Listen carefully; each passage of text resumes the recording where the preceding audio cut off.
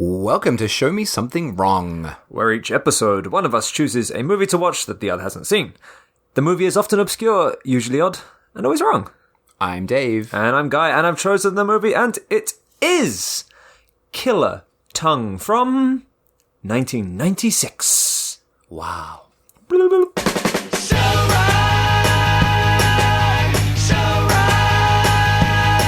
Oh, God. This movie just broke my brain in so many ways. You were a fucking fool, mate. Last episode, you were like, oh, I've chosen something very straightforward to do, and it's going to be nice and easy to talk about. As soon as the movie started, I'm like, what the fuck is he talking about?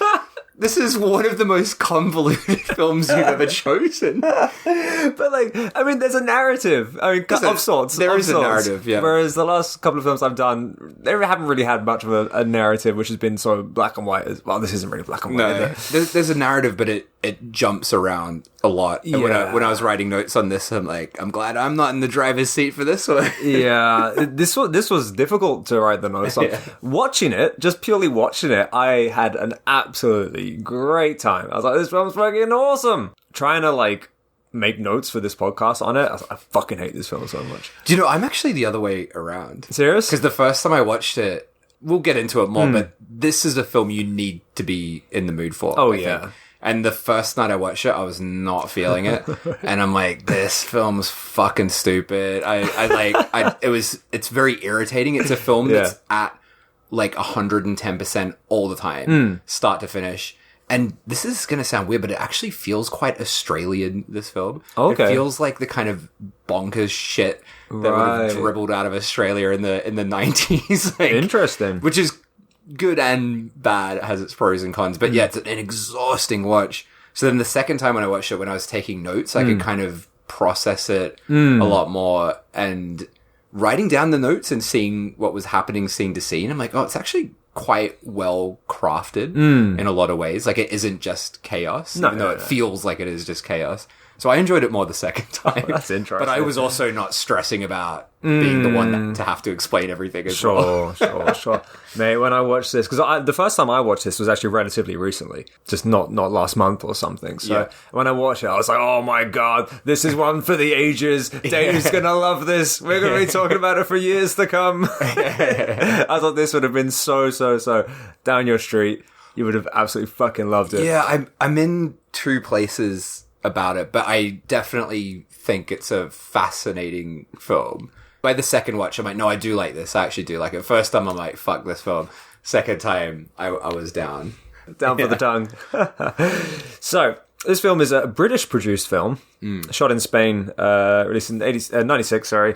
It is the feature film debut from Alberto Chiama, whose name I've probably butchered, so sorry, Alberto. We do that a lot. I know. Don't we? We should look up the pronunciations of names more, shouldn't we? We probably should. Probably should. And Alberto, I'm just going to call him Alberto. Yeah. Apparently, he's primarily a music video director, so he only actually has... he only actually has 5 movies to his name. Okay. This being his debut feature. Yeah. And everything else after this just kind of looked really shit. And seems to be very, very, very unknown. His latest film is called I Love My Mum. Okay, it's a nice title. Which is not a horror. It's about a mother and son duo who get inadvertently shipped in a container from London to Morocco with nothing but their pajamas. So it's kind of like comedy, heartwarming. It's supposed to be a heartwarming, try to rekindle their relationship whilst they're in a container. And you said they're inadvertently shipped. How does that happen? I don't know. I've not seen it. We're going to cover that movie. Apparently, it's not very good. Okay. Not surprisingly. So this is his debut feature. It's also his most well-known film. It also seems to probably be the best. If you look at the cast, the people involved, this pretty much has everything going for it, which we will definitely get into. All of his other films look like dog shit. Sorry, Alberto. That's kind of surprising, because that was the main thing that surprised me about this. When you said Killer Tongue... And when I looked at the title alone, I just assumed this was going to be a kind of very, very, very trashy movie. And it kind of is, sort of, but it's not as well. It feels more like an art film, and it feels like someone who is very passionate, like in the director's chair. It's not just like some trashy B movie. There's something a lot more to it. So it's kind of surprising to me that he seems to have only made shitty movies post this. I mean, we are judging them without seeing them, though. Sure. Well, after this, we can watch I Love My Mum. Yeah, we'll put it on after this. Imagine if we loved it, and it was like the best movie we'd ever seen. We were just sobbing, crying, watching it, calling our mums up afterwards. Wearing pajamas. Yeah. Mum, what are you wearing? Pajamas. Me too. So, speaking of the cast, this actually has a very impressive cast, which we will get to, as we go through the movie. But let's talk about the main actress, Melinda Clarke. We love Melinda Clarke. We love Melinda Clarke. So, I think most people listening to this would probably know her as the kind of zombie babe from Return of the Living Dead Part 3. But I wanted to ask, what was your introduction to her? Oh, that's a good question. That would have been my introduction to her. However... I loved the OC back in the day. I fucking love the OC, and she's the best character on that show by far. And I remember being like maybe a season into the OC, and then realizing like, wait, hang on, Melinda Clarke. She's the same one from. I didn't even put it together that they were the same person. But yeah, probably Return of the Living Dead 3. And the role in this is kind of similar. Like her journey in this is kind of similar to that film as well. Yeah. But she's so fucking good.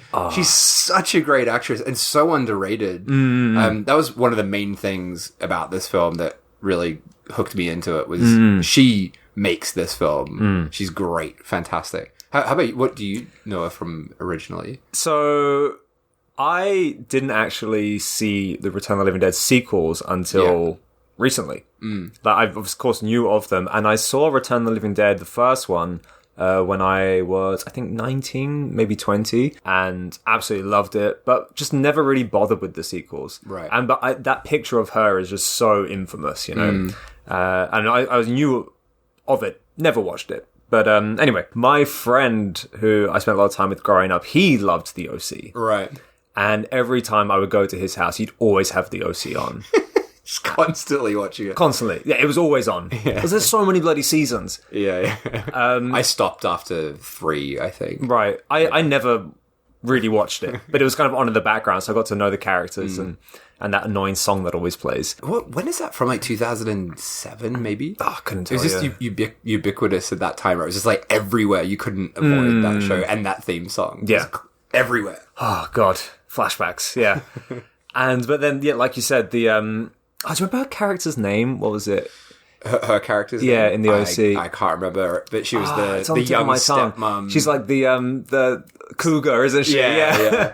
But she's quite stepmom. young in that show, though. She'd only be in her 30s. And, she's kind of, I guess in some ways, like the villain of those seasons, but not really, like in the way that show can have a villain. Yeah. But she's easily the most likable character on it as well. Yes. Oh, she was Julie Cooper in the That's OC. right, Julie Cooper. Yeah. So I remember seeing her as Julie Cooper in the OC, and she was kind of this like hot mum, very strong presence about her. She really dominated all the scenes that she was in. So I very vividly remember her from that. And then I think at some point I saw the Return of the Living Dead poster once again. I was like, fuck, that's Julie Cooper. Like, that's the one from the OC. And I think then after that, I watched them again.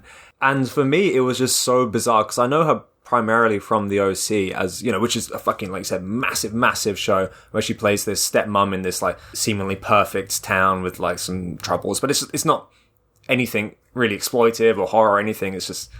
It was, showing on TV at 3 p.m. every day. So she was kind of like this household name kind of thing.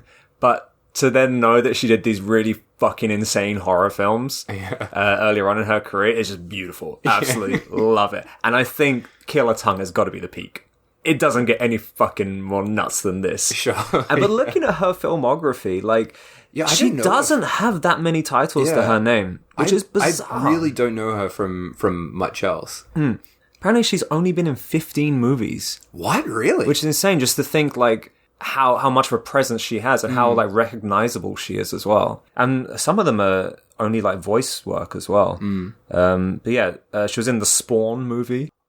Oh, yeah. Wait, that's my introduction to her. Oh, was it? Yeah, that's what I know her from, and that would have been my introduction to her. Now that I think Not that, the OC. I haven't put it together that that's the same person in those three different put together things. your timeline. Yeah, my Melinda Clarke timeline, yeah. So I've known her from 3 different things for the first time, but separately, because I didn't realize it was her. The same person. Brilliant. But yeah, apart from Spawn, Return of the Living Dead, Killer Tongue, like, just look at her filmography. She hasn't really been in anything that interesting. CSI movie, something called Hot Under the Collar, .com for murder. That sounds right up my alley. The tagline for that is, in cyberspace, no one can hear you scream. This sounds amazing. Wait, this is not fear.com? This No. is .com. For murder. .com for murder? Yeah. What year is it? 2002. Perfect. Gotta see that. When the internet was rife with mysteries. I am a real sucker for any kind of shitty, what do you call it? Like Technology horror, yeah. I love that shit. I love that fucking, what's that stupid movie where it's like it's all shot on a screen. What's it called? Unfriended? Yeah, that garbage. Have you seen that? Yeah. And doesn't the ghost is like she pooed herself and got I should say spoiler warning for Unfriended, but she's some girl who's been bullied because she pooed herself at a party, And someone like uploaded the footage. and then she's a ghost now and getting revenge.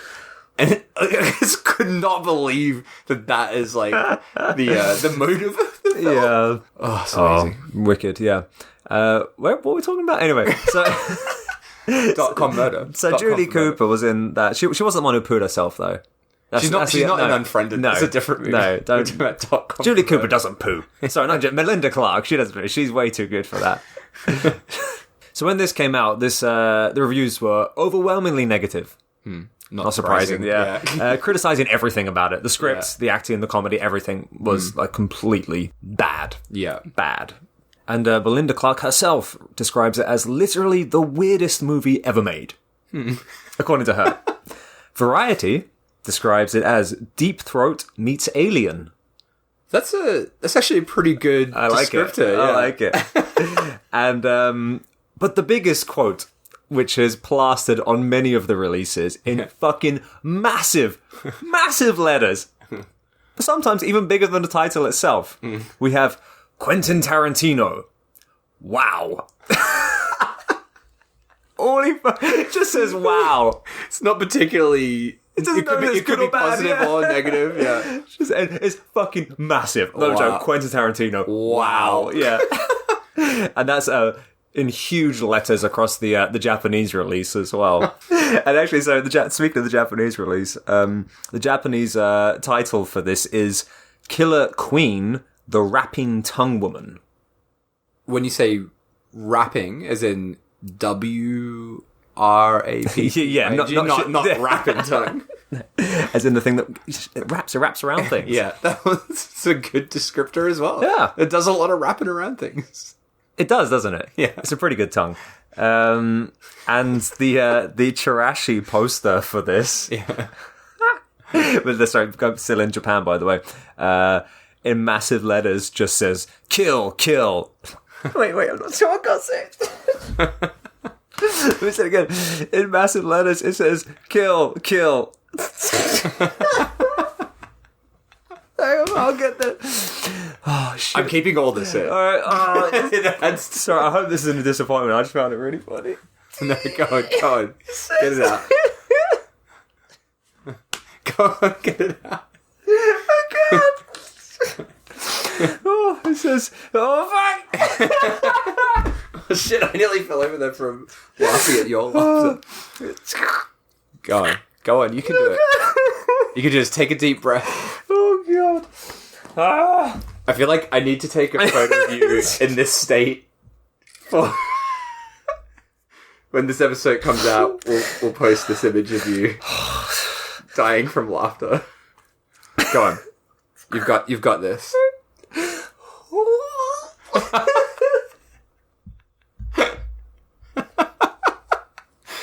5 minutes of this podcast is going to be you having a breakdown. Oh, I can't breathe. Go. All right. Okay. The Japanese Chirashi poster of this in massive.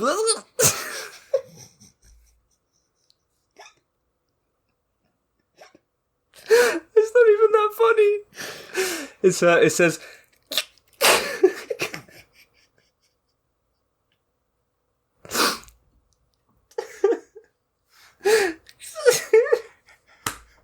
What does it say? Tell me. Do you want me to read it? Yeah. No, I'll do it. Nah. All right, I'm over it now. I'm better.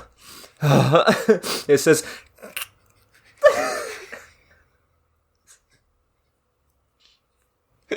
It says kill, and bitch party.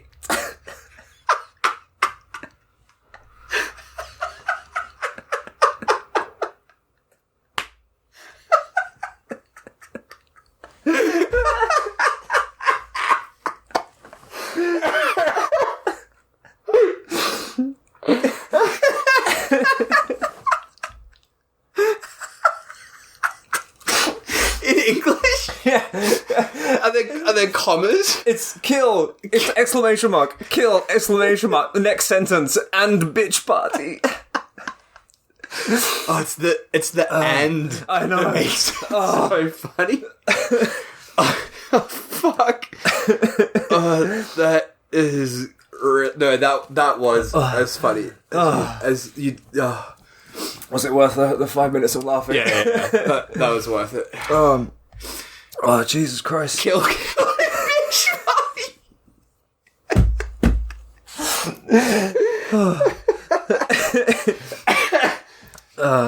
oh god. So this film has not one but two taglines, Dave. Two taglines. One is kill and bitch. No, fuck Japan. We're not talking about Japan anymore. On the American release, tagline number 1 is "Go for your gums." Okay. Number 2 is Not bad. a movie with outrageous taste. Not bad. It's got two taglines. Kill a tongue. Not as good as kill and bitch. And oh fucking hell! This has been released, of course, in Spain and America as well. But one of the weirdest things about this, in Spain, it's released by Disney. What? Yeah. What? The fuck? Wait, so when you watch it in Spain, it would have like, the Disney logo at the start? I guess so. What the absolute fuck? That Yeah. makes no sense at all. Disney's Buena Vista. They're like sublabels. Yeah, Disney's Buena Vista. You go to Spanish Disneyland, they got to kill a tongue parade. And that would be great. I'd ride that. And it's dubbed in Spanish as well, so you can see Melinda Clarke speaking Spanish, flopping her tongue around, doing some rimming. Even in English, this film felt very dubbed. I was actually wondering that, like, if it was heavily dubbed, even though it was, I know that there's like American and British actors in this, but everyone has that kind of way of talking where it feels very dubbed. It could also be because we've got a lot of British actors doing fake American accents in this as well. Yeah. Which is pretty intense. Wow. So, just on the director, is he British or Spanish? Spanish. So he is Spanish, but it's a British-funded film. Okay. All right. Some guy, I don't know who, but gave him $4 million to make this. Some British man. So who ever thought this was a good financial investment? Just a real tongue fan. Oh, he's got one of them fetishes, hasn't he? Yeah. It could well be that, honestly. This does feel a bit icky, doesn't it? Yeah, it does. There is a very... Not even an undertone, a very sexual overtone. Oh, in yeah, this. yeah. It's there's no undertone in this film. It's all overtone. So let's get into the opening credits. Knockout score by... Yeah. Fangoria. Fangoria. That's one of my first notes. Really good music. The music was part of what gave me this feeling of a 90s Australian kind of film. Have you ever heard of the film Welcome to Whoop Whoop? No. So that's like a crazy Australian film. From memory, it's the same director as Priscilla, Queen of the Desert. Okay. I'm in that. Oh, yeah, I forgot Guy Pearce in that, yeah. But yeah, like that film was a huge hit, obviously, Priscilla. And then as a follow-up, he just made this absolutely indescribably ridiculous movie called Welcome to Whoop Whoop, and everything about this film has the same tone as that, and it's got that same kind of like ridiculous fucking score and stuff. So awesome. it really feels fucking weirdly Australian. Interesting. Yeah. No, I've never heard of that. Who's Fangoria? So Fangoria. So I thought, the name jumps out. You're like, wait, the fuck? Score by Fangoria? The magazine. No, the magazine did the score. Somehow. Nothing to do with the magazine whatsoever. Nothing. Right. So it's an electronic band founded in 1989. Okay. Yeah. And still making music. Oh, really? Yeah. They did a really good job with this. Yeah. So we have this opening shot of Melinda Clarke's character, Candy. Can I talk about my favorite thing about this film is the opening shot. Serious? Oh, please go ahead, yeah. All right, so going into this, I'm like, this is going to be a bunch of shit, like some trash B-movie sort of thing. Like, I'll enjoy it, but it'll be a trash film. And then the first shot of this film is one of the most beautifully lit, amazing shots I've ever seen. And it just, like, looks incredible. It's got, like, this, like, kind of green tint, but then beautiful, like, shadows on her face. She's lit so well. And her red hair's kind of on the pillow, creating this contrast. And then this, like, neon blue and pink, which I think we later realize is probably coming from, like, a stained glass window. And it's just so amazing. And she's delivering this monologue as well. That is this really strange, grim sort of speech about how she should have listened to her mother and become like a normal husband-killing wife. I now know I should have listened to my mother. And I should have followed her ways. Stayed in our nice, harmonious little town in Sombrero Land. And become a straight, untroubled, and well-respected, Valium-bound husband-killer alcoholic. And instantly I'm like, wait, what the fuck is this film? It feels so, like, avant-garde from, like, this first shot. But just, man, the lighting of that shot and the tone of it, I was like, okay, now I'm more interested in this film. Unfortunately, both this opening, the beautifully shot opening, and the epilogue as well, also in the same vein, absolutely incredibly, looks beautiful, completely pointless to this film. Pointless, but I still liked it. I liked it, yeah. I loved it. Visually it's great, but it's not necessary. I don't know, I disagree, because I think it sets of the tone of the film where you're instantly just like, what the fuck is this? It's just, I thought it really, really sets you up for what you're in for. Interesting, because my next note on this is we get a massive, massive change of tone, which then sets the tone for the rest of the film. But the film is a constant, like, mess the whole way through, so it kind of, it does work that it's, like, constantly shifting. Yeah, 100%. So when this next scene rolled around, I was like, right, this is a film that people are either going to love or absolutely fucking despise. Like, this, it's one or the other. At least in my eyes. And we get this, like, trumpet, mariachi-style song playing as this car rolls down this desert road, and there's 4 people off of a bank heist. You got 2 guys in the back and kind of, like, security guard cops and just telling each other how much they love each other. And it's, like, a really kind of, like, shitty comedy, like, I love you, man. He's like, no, I love you, man. I love you, man. And anyway, the 2 in the front, we got Candy, Melinda Clarke, our girl, and Johnny sitting up front, very quiet though, not really getting involved in the stoic type. Yeah, they're not really doing the "I love you, man" stuff so much. They're just they have something brewing. Yeah, and anyway, they pull out guns, and a classic one team turns to the other half of the team. Yeah. Bank heists. It's funny that you mentioned Tarantino before, because I'm like, fuck, this opening is so 1996 Tarantino. That's what I was kind of worried, because there's actually nothing I hate more in the world than Tarantino ripoff films. And for this first scene, it's like fully like post Natural Born Killers, post Reservoir Dogs Tarantino, and I just cringed so hard at this point. Thankfully, it goes in a very different direction after this. But yeah, they've pulled those guns on the 2 lovey-dovey guys in security costumes behind them. In this very, very Tarantino-looking shot. Maybe that's why he said, wow. Yeah, he's like, wow, that looks like something I'd do. Not as wow, these cunts ripped me off. Wow, this film sucks. I wish I had thought of this. So yeah, they turn the guns on the 2 in the back. They kick them out the car. Johnny says, tie him up and let's get out of here. And Melinda kicks open Candy, she kicks open the glove box and a pot of glue, super glue, falls out. The car drives off and we cut back to the two who have had their lips sewn together. So essentially kissing in the middle of the desert.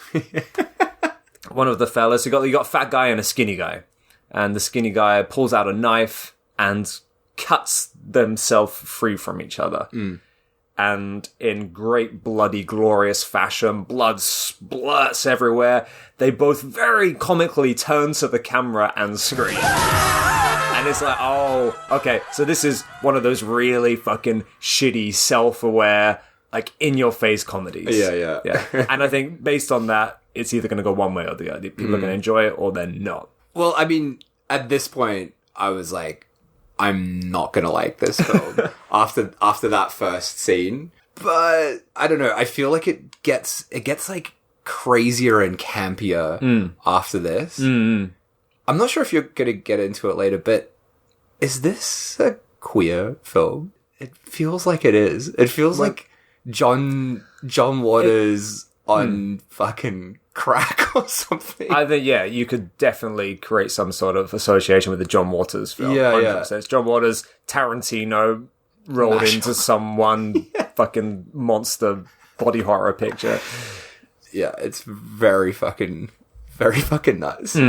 So the idea is they're going to run off with all this money and live a lovely, happy life together, Johnny and Candy. It really doesn't work out for him. No. So in the next scene, he's getting his mugshot taken. Yeah. So, but he's like, we kind of hear his voiceover. He's like, I'm going to take the fall, baby, so you lay low for a while, wait for me until I get out. So what does she do? She goes and becomes a bloody nun. A bloody nun! So she's a nun. And we get like a 4 years later thing pop up. And what do the nuns do at their nunnery? They run a gas station. A gas station. Did you get the name of it? I saw it, but I've forgotten. What was it again? God's Gas and Diesel. That's right. Yeah. So you got these nuns pumping gas in the middle of a desert. And not only nuns, but these ridiculous poodles. Hanging out with Candy, all dyed different colours. Yep. You got 4 massive poodles. the aggression in which you said that. Well, no, you got 4 massive poodles. Because they're not like the little shitty ones, Yeah. Like the little like. Yeah, that's true. Yeah, you got toy poodles. Yeah. These are the real deal. No fannying about. Yeah. The kind of poodles Jason Statham would have. Have you seen my poodle?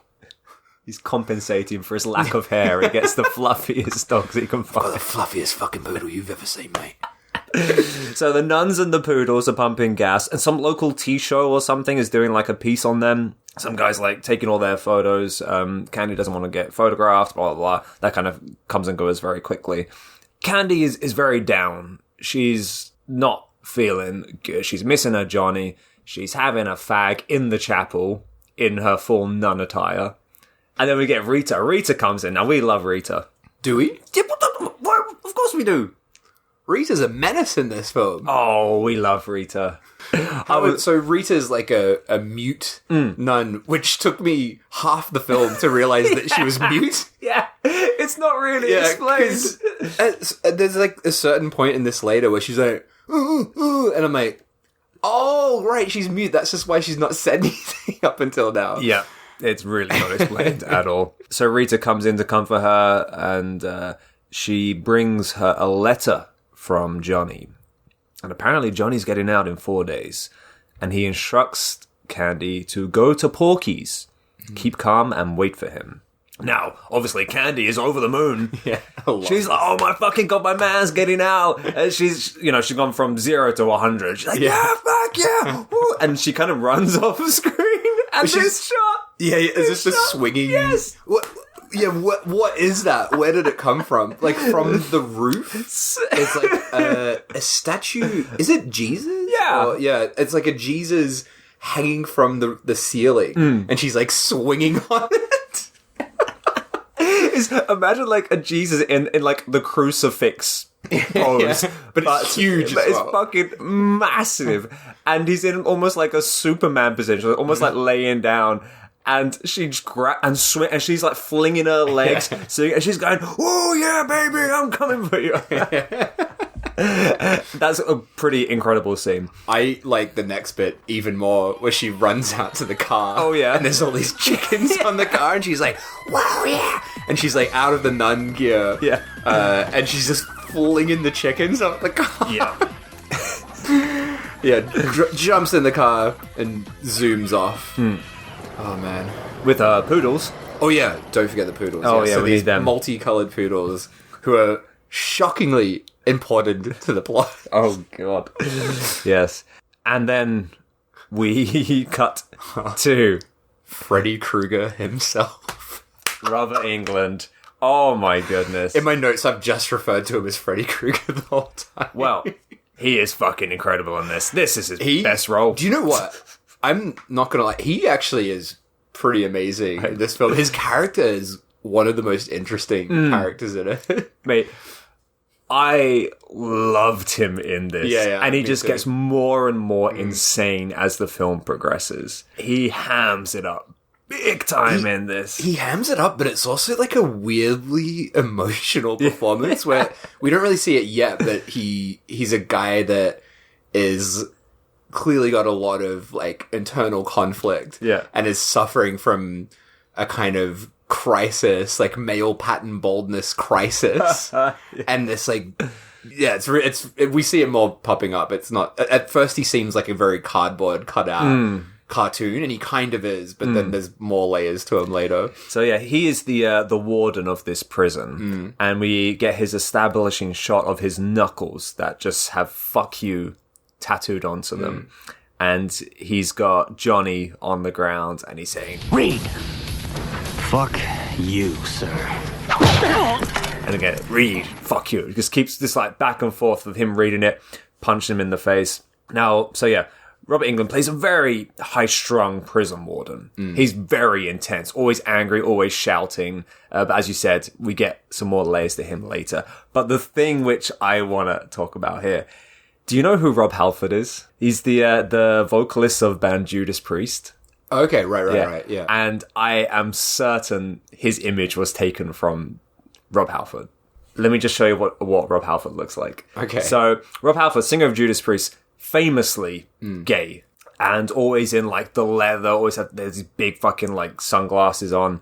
Well, this whole film, there's so much gay imagery, and lots of homoerotic tension throughout this. This is Rob Halford. Yeah, I can see that. Yeah, he's wearing the same sunglasses. He's got the same hat, the same kind of leathery jacket. That would make sense. I swear, this character is based off him. But that's what I mean about this film. It feels, I mean, as far as I know, it feels like the kind of film that would be embraced by the LGBTQ world as like this kind of amazing camp, very, very gay classic. Sure. But yeah, I've never heard of it until you've told me about it. Yeah, it does seem to go under the radar. But yeah, it does, like you said, it does seem like a film that would be embraced. Yeah. And kind of like, almost like midnight movie, kind of like party-esque screenings. Yeah, for sure. And yeah, I think especially the fact that it feels like not a homophobic film, but like a film that in a indirect way is celebrating a lot of gay things. That was the feeling I got watching it anyway. Especially something, some characters that we're going to meet later. Well, we've kind of met them, but not their full form yet. But so, then the person who fucking comes over, this blew my mind. Yeah. So we've just seen fucking Freddy Krueger himself punch the shit out of Johnny. Man. And Johnny's all smashed up. Who comes over to fucking help him? The fucking Cenobite himself, Pinhead. Doug Bradley also is in this, wearing a very obvious wig as well. So both Freddy Krueger and Doug Bradley Pinhead are both wearing these silly wigs. Both balding or thinning men with wearing wigs. Yeah. Oh man, that fucking blew my mind that both Freddy Krueger and Pinhead are in this and share a lot of screen time together. Oh yeah, and also have a very homoerotic moment. They subtly build in this film this kind of romantic tension between Freddy Krueger and Pinhead. It's fucking amazing. Did you get his name? So Doug Bradley's name is Wig. Wig. Oh, that's great. So yeah, you mentioned about Freddy Krueger's hairline. So in that scene, he's still wearing his hat, so we don't see it. Yeah, we haven't quite seen it, yeah. But I will also get to that. Yeah, that's kind of just mind-blowing that we both have both Pinhead and Freddy in this same fucking weird-ass movie. And both of them are great as well. Oh, yeah. Like, they're both really doing something quite special in this film as well. Do you always find, like, Doug Bradley, like, I know his face, you know, obviously, but when I look at him, I struggle to see him as Pinhead when he's out of the makeup. It really transforms his face when he has that makeup on. He's outside of that makeup, he feels much smaller and weaker. But when he's Pinhead, he's so terrifying and imposing. I think it's the calmness about him, which is terrifying as Pinhead. Yeah. I've met him. He's a very calm, softly spoken man as well. Mm-hmm. Yeah. So anyway, back to Killer Tongue. So the two from the beginning who got their lips sewn together are in a toilet now. I don't know what they're doing, what their story is now, but they're in a toilet. The fat guy's at a urinal reading a magazine, and he has this reoccurring thing about him where he can't pee. He's probably got kidney stones or some shit. And he's going, come on. And the other guy, I fucking love this guy. This guy, so his character's called Chip. That's right? it, Chip. Yeah, Chip. He is, that's my note here. The one playing Chip is absolutely ridiculous. Yes, he is. His performance feels like, this is the thing about this film, it's quite hard to explain what this film is like, I think, because probably when we're explaining it sounds like sort of fun, silly, goofy sort of stuff, and it kind of is, but it also feels like you're watching some insane play or something. Do you know what I mean? Yeah. And like his performance feels like it's from some experimental play. Sure. And he's just cranked up, and he's like switching between like dancing and fucking singing and slapping things. Yeah, doing random kung fu. Yeah. It's kind of a work of art, his performance. It's like Nicolas Cage level sort of stuff. I wasn't sure if you were going to love him or absolutely hate him. I'm not even sure as well, because I also hated him, but I can recognize it's genius. But it's so fucking irritating as well. So anyway, so this guy's trying to get his piss out. He's like, come on. And Chippy goes, you and your fucking bladder. Will it help if I run the tap at the fat guy? I don't know if you heard him. He's like, like, no, I tried that. It doesn't work. Like the way he delivers his lines is fucking ridiculous. These guys must be British actors putting on fake accents. Oh, as well. I don't know. It feels so absurd, like the way that they're talking, but it kind of works for the tone of this film, I think. Maybe. Yeah, I don't know, actually. I didn't look into that. But anyway, so the fat guy taking a piss, he's like, oh shit, come over here and look at this. And Chippy goes, I've told you 1,000 times. No, I told you 1,000 times. No. Look at this. He's found a picture in the magazine of the nuns that the guy took earlier on. Yeah. So now they know where Candy is, the person who betrayed them. So that starts their journey in this film. And then the best part in that scene, once they've worked it out, he starts pissing and pissing all over Chip's feet. Yeah. But Chip doesn't care. Chip's like, wow!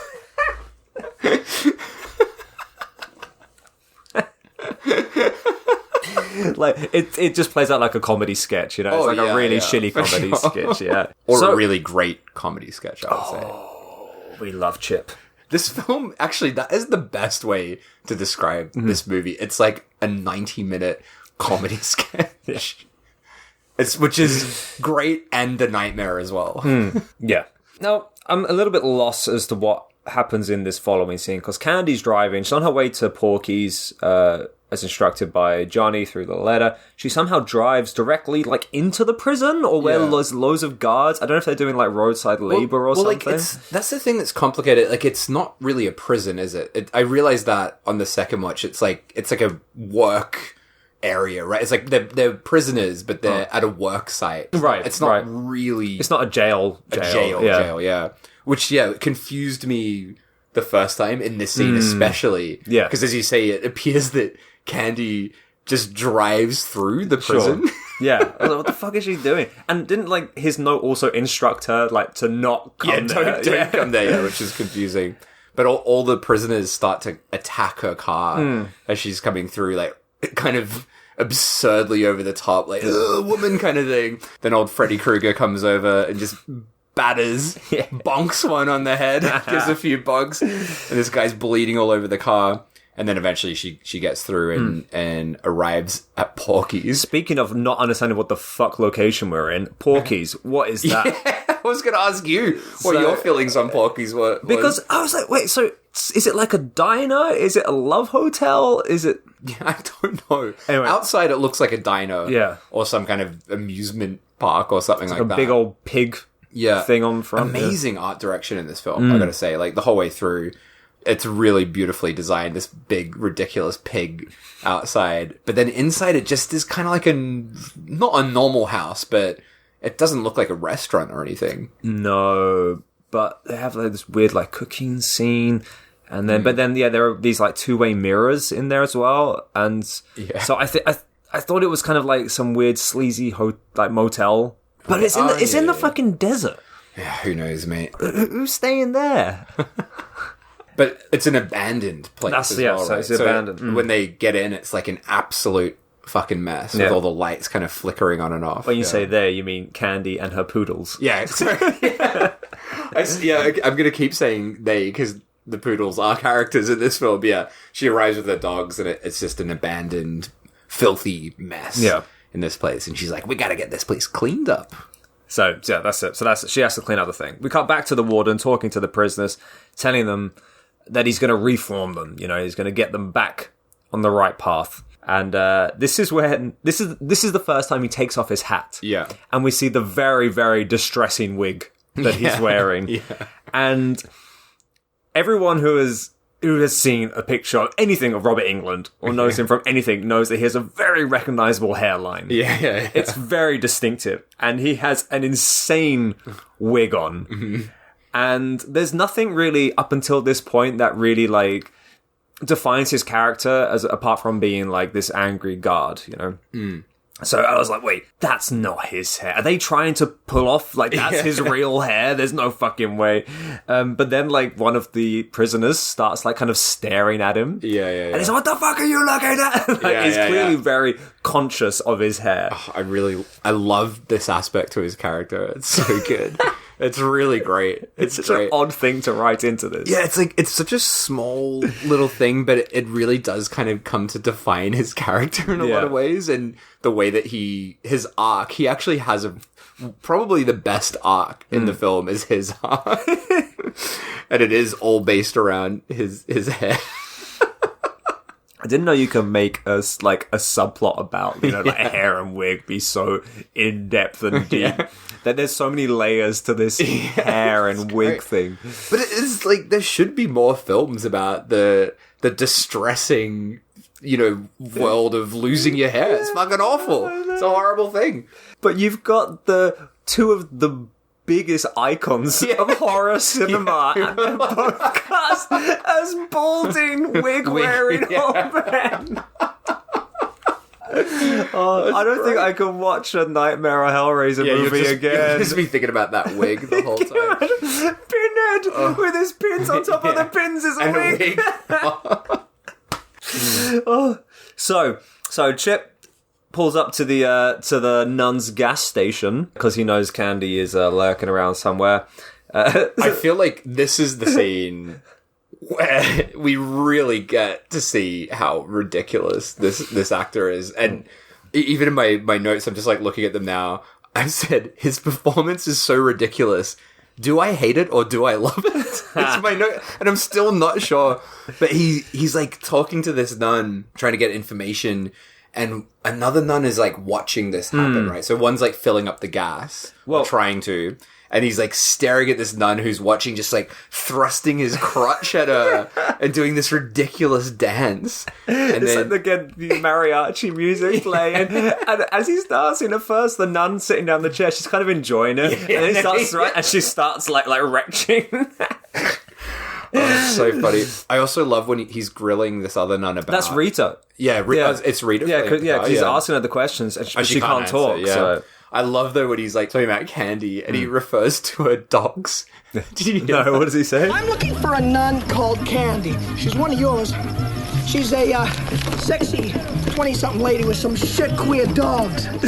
But this scene, like, I watched this 3 times, actually. Yeah. And this scene always makes me laugh. And I was watching it again this morning, and my partner was in the adjacent room, and I was just fucking creasing up to this. It's just so ridiculous. Yeah. So Rita can't get the gas to come out, and she can't speak, so she can't answer the questions. But so Chip is getting more and more frustrated. So he takes the gas pump and starts filleting it. Yeah, it's just really disgusting. It's really over the top. But he's really going for it, staring at Rita dead in the face while sucking on this gas pump, licking it from top to bottom. Like, and it's so unnecessary. Yeah. And again, like, another layer of, like, very homoerotic sort of stuff in this film as well. I love, like, one of the nuns come out, right, and one of them whacks the gas pumping machine, and it just blasts all this petrol into his mouth. Yeah. And ruins his suit. Yeah, ruins his suit. Oh, and he loves his soup. Yeah, He said, what the fuck have you done to my soup? I loved this soup. Yeah. And then that follows on to our next scene. He literally says, I love this soup. And it immediately cuts. And we see another guy drive in a truck, poke his head out the window and go, nice suit. Chip stops the car immediately, reverses and crashes into this truck. The guy flies out from his windscreen onto the roof of the car. Chip gets out, and he's butt naked. This is my best suit! My mother gave me this suit! And he, like, takes the clothes off the other guy. That shot, there's a shot where he's like, so he's stolen this trucker's clothes, and the trucker's just naked, like, sort of tied up, right? He's, like, lying face down on the car, all bloodied up, naked, and Chip's, like, in the front, sort of, like, waddling along and pulling his pants up over his butt. Oh, fucking hell, what a ridiculous scene. Oh, no. Now, meanwhile, Rita is praying up something awful fierce. It's all very intense. Like, intense prayer session. She passes out. Don't really know what's going on. Passes out. But Candy, meanwhile, is sitting around the newly renovated Porky's, eating with her poodles around a table. Eating soup. Soup. Why do you find that so funny? Like, you don't feed a fucking poodle soup. You're not going to feed a poodle soup. That didn't even occur to me. I didn't even realise that. And it's seriously the absurdity of this image of Melinda Clarke sitting at a fucking table with, like, what is it, 4 or 5 poodles just around with these bowls of soup in front of them.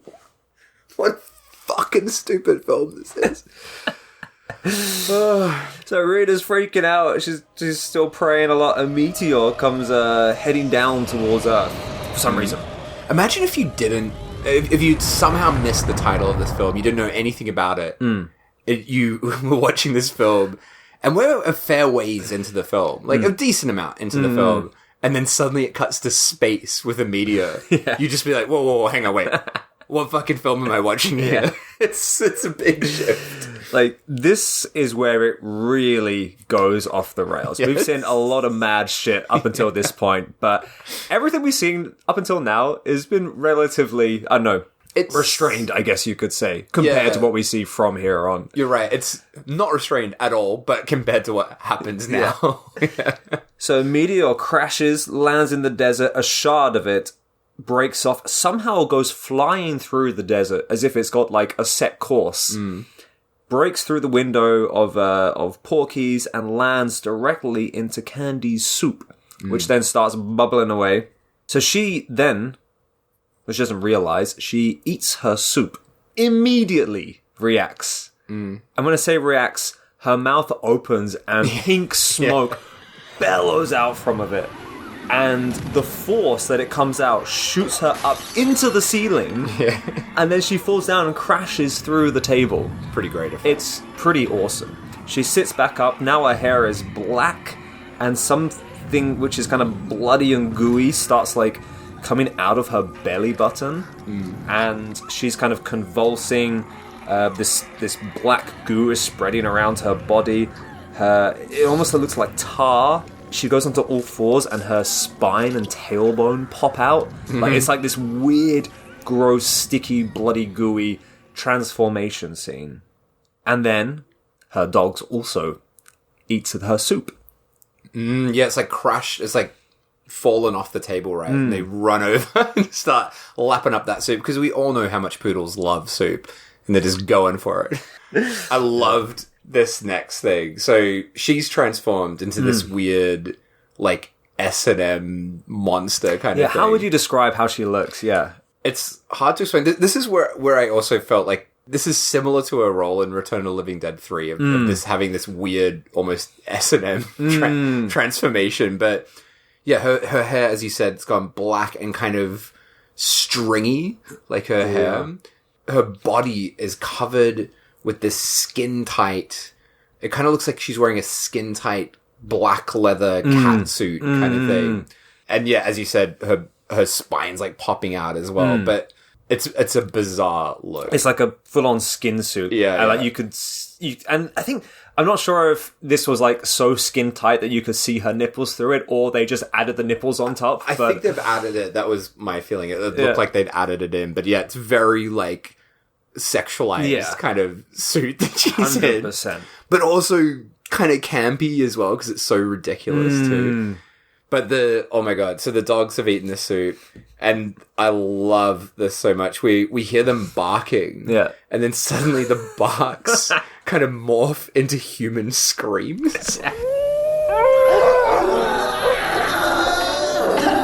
The first time I was really confused. Like like I said, the first time I watched it, I wasn't in the right frame of mind, and I was baffled. I'm like, wait, what's happening? Yeah. Because then suddenly we just cut to a bunch of dudes just sort of lying about, and I'm like, what's happened? What's going on? And yeah, they've turned into... And the way I've written it in here, drag dogs, where they're like these drag queen dogs.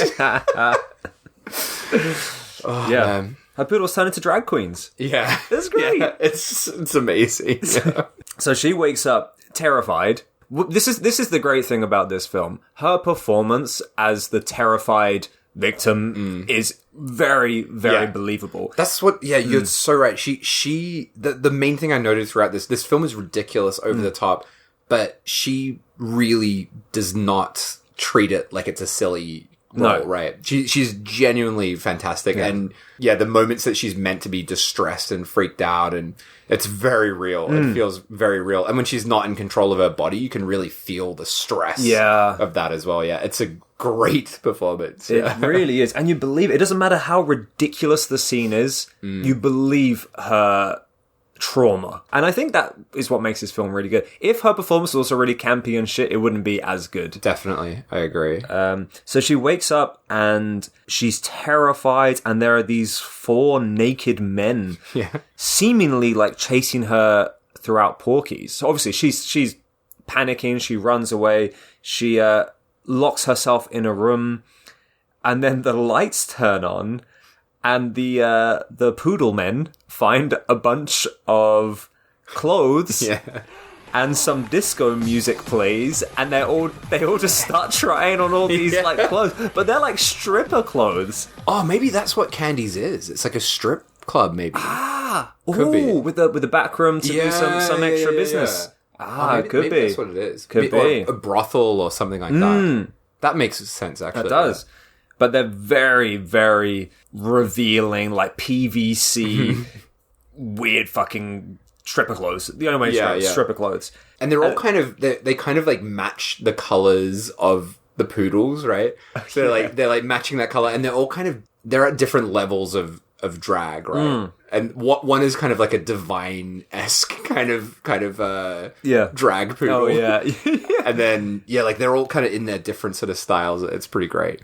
Yeah, actually, no, saying that about, divine, that totally makes sense. So, just so everyone knows what these drag poodles are looking like. So, her 4 poodles turned into, so we've got 2 middle-aged black men, 1 very balding, white, chubby man, who I guess is the divine-esque character.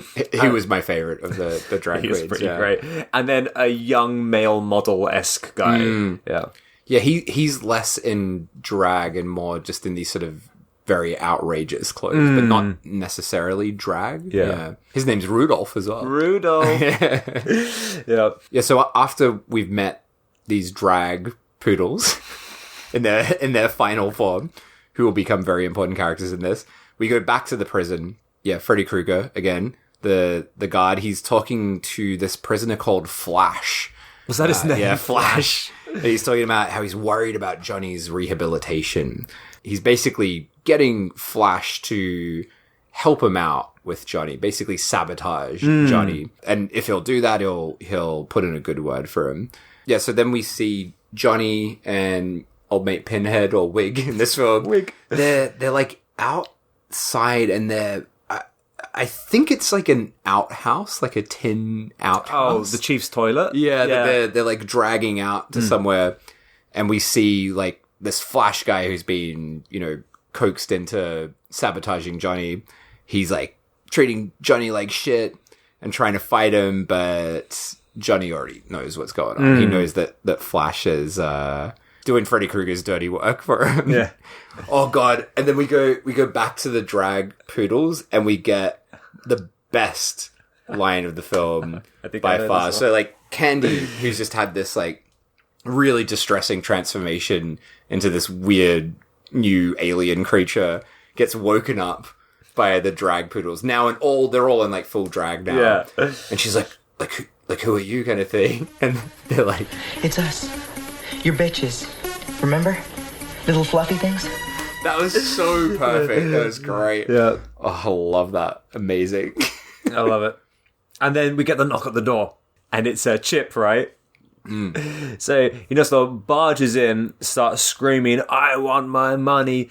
Candy just kisses him, and like you said his performance is on a fucking 11. It's so jacked up. And he goes, "Take it easy, Candy. I know you haven't had any for a while, being in the nunnery and all, but calm down."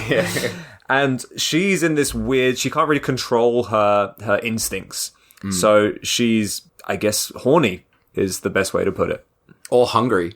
Her stomach keeps growling as well, right? And she's saying, please help me, my dogs have changed. And she's going, she can't get her words out. She goes, I. And then he goes, ay. Starts doing this ridiculous karate chop dance thing, listening to this mariachi music. Meanwhile, Candy's just crying in the corner.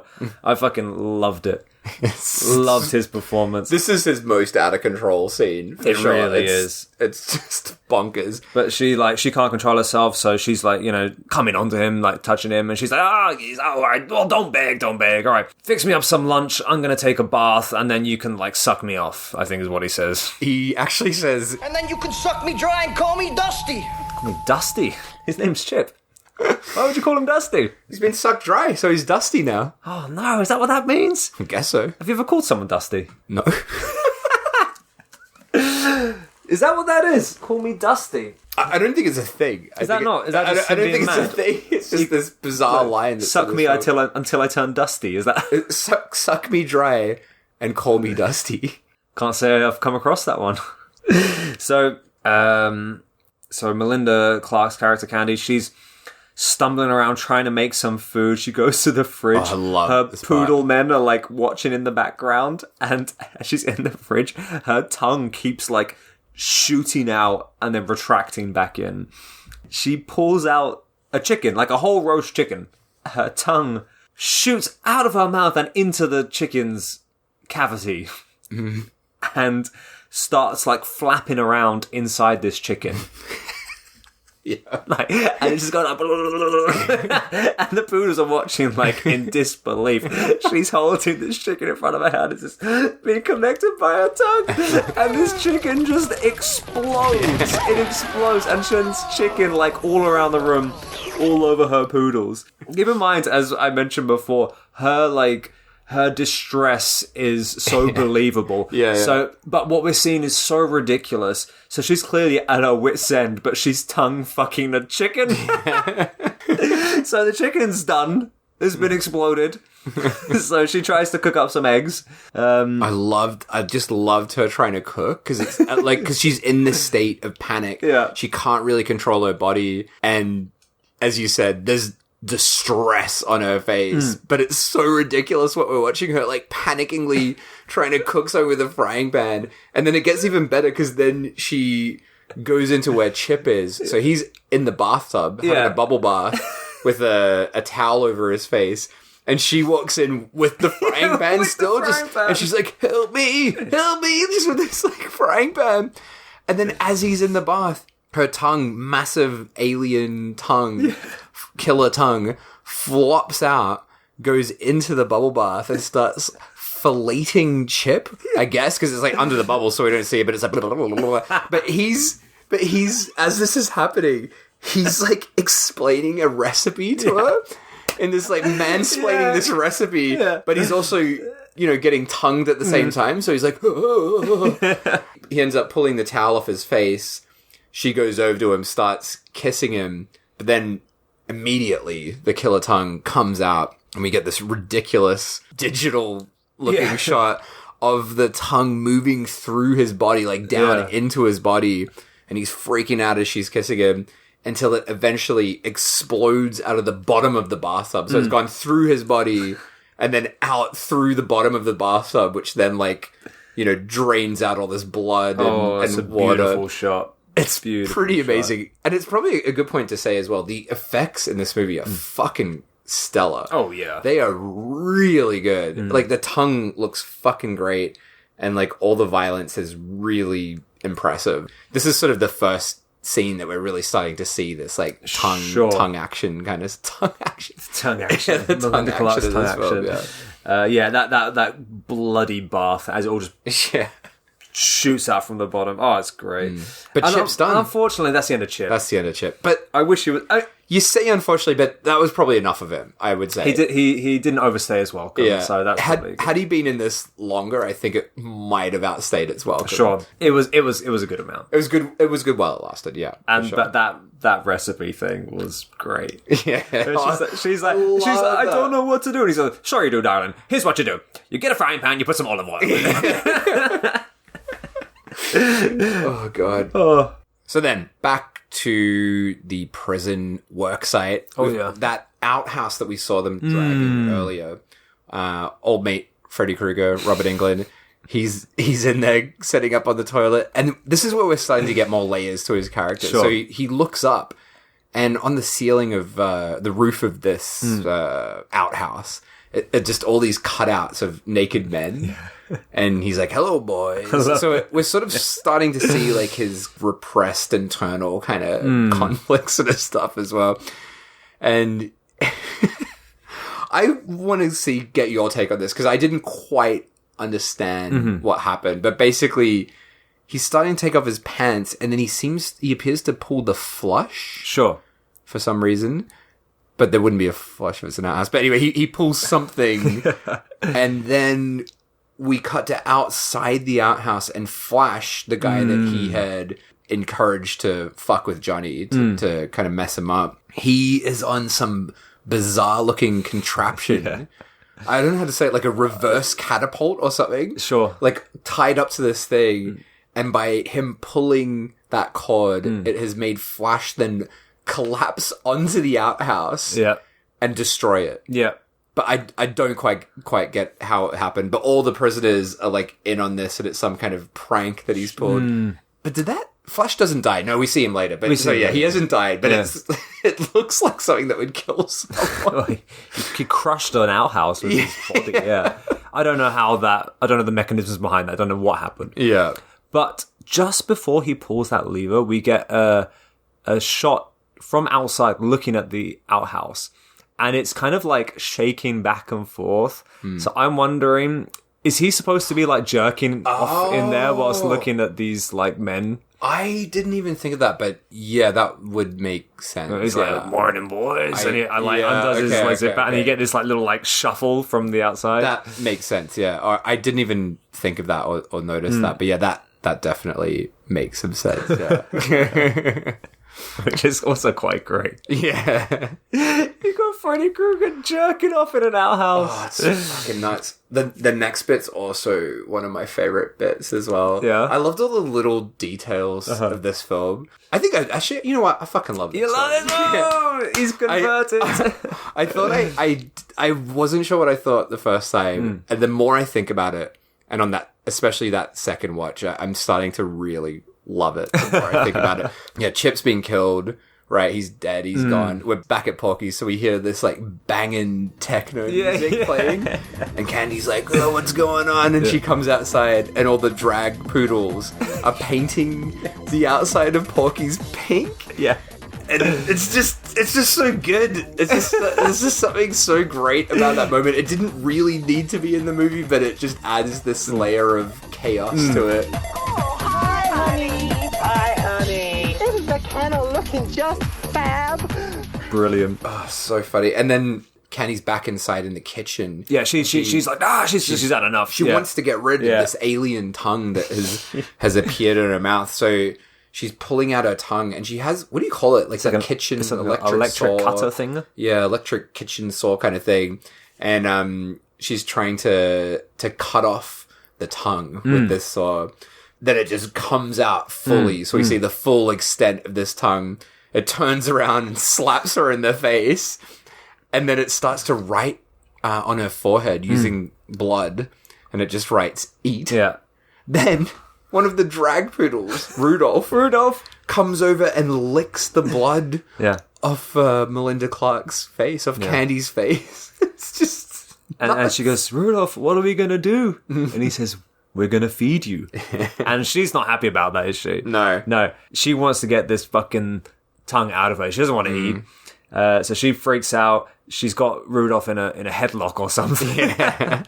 But she gives the poodles a note to pass on to Johnny. And one of the other dogs, Portia, the other dog, is stays behind. And that's the divine looking guy. Yeah, the best one for sure. Yeah, She wouldn't need a dog, would she? Yeah. Yeah, Portia. That's a great performance. I'm not sure who the actor is, but the actor playing that Portia character was a real highlight of this film. Really fantastic. He's or she, I don't know. That's got to be a British actor. There are some scenes which is like sounds so British. Right. Which I was like, I thought, was this character purposely made British? Because that would also be brilliant. The way she delivers some of her lines.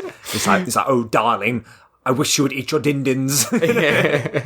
So yep, the poodles, the drag poodles, other than what was it? Portia, are off to go and find Johnny, pass along that note. So they're driving through the desert.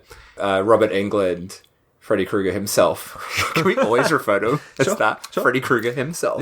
I think this actually might be an unofficial sequel. Yeah.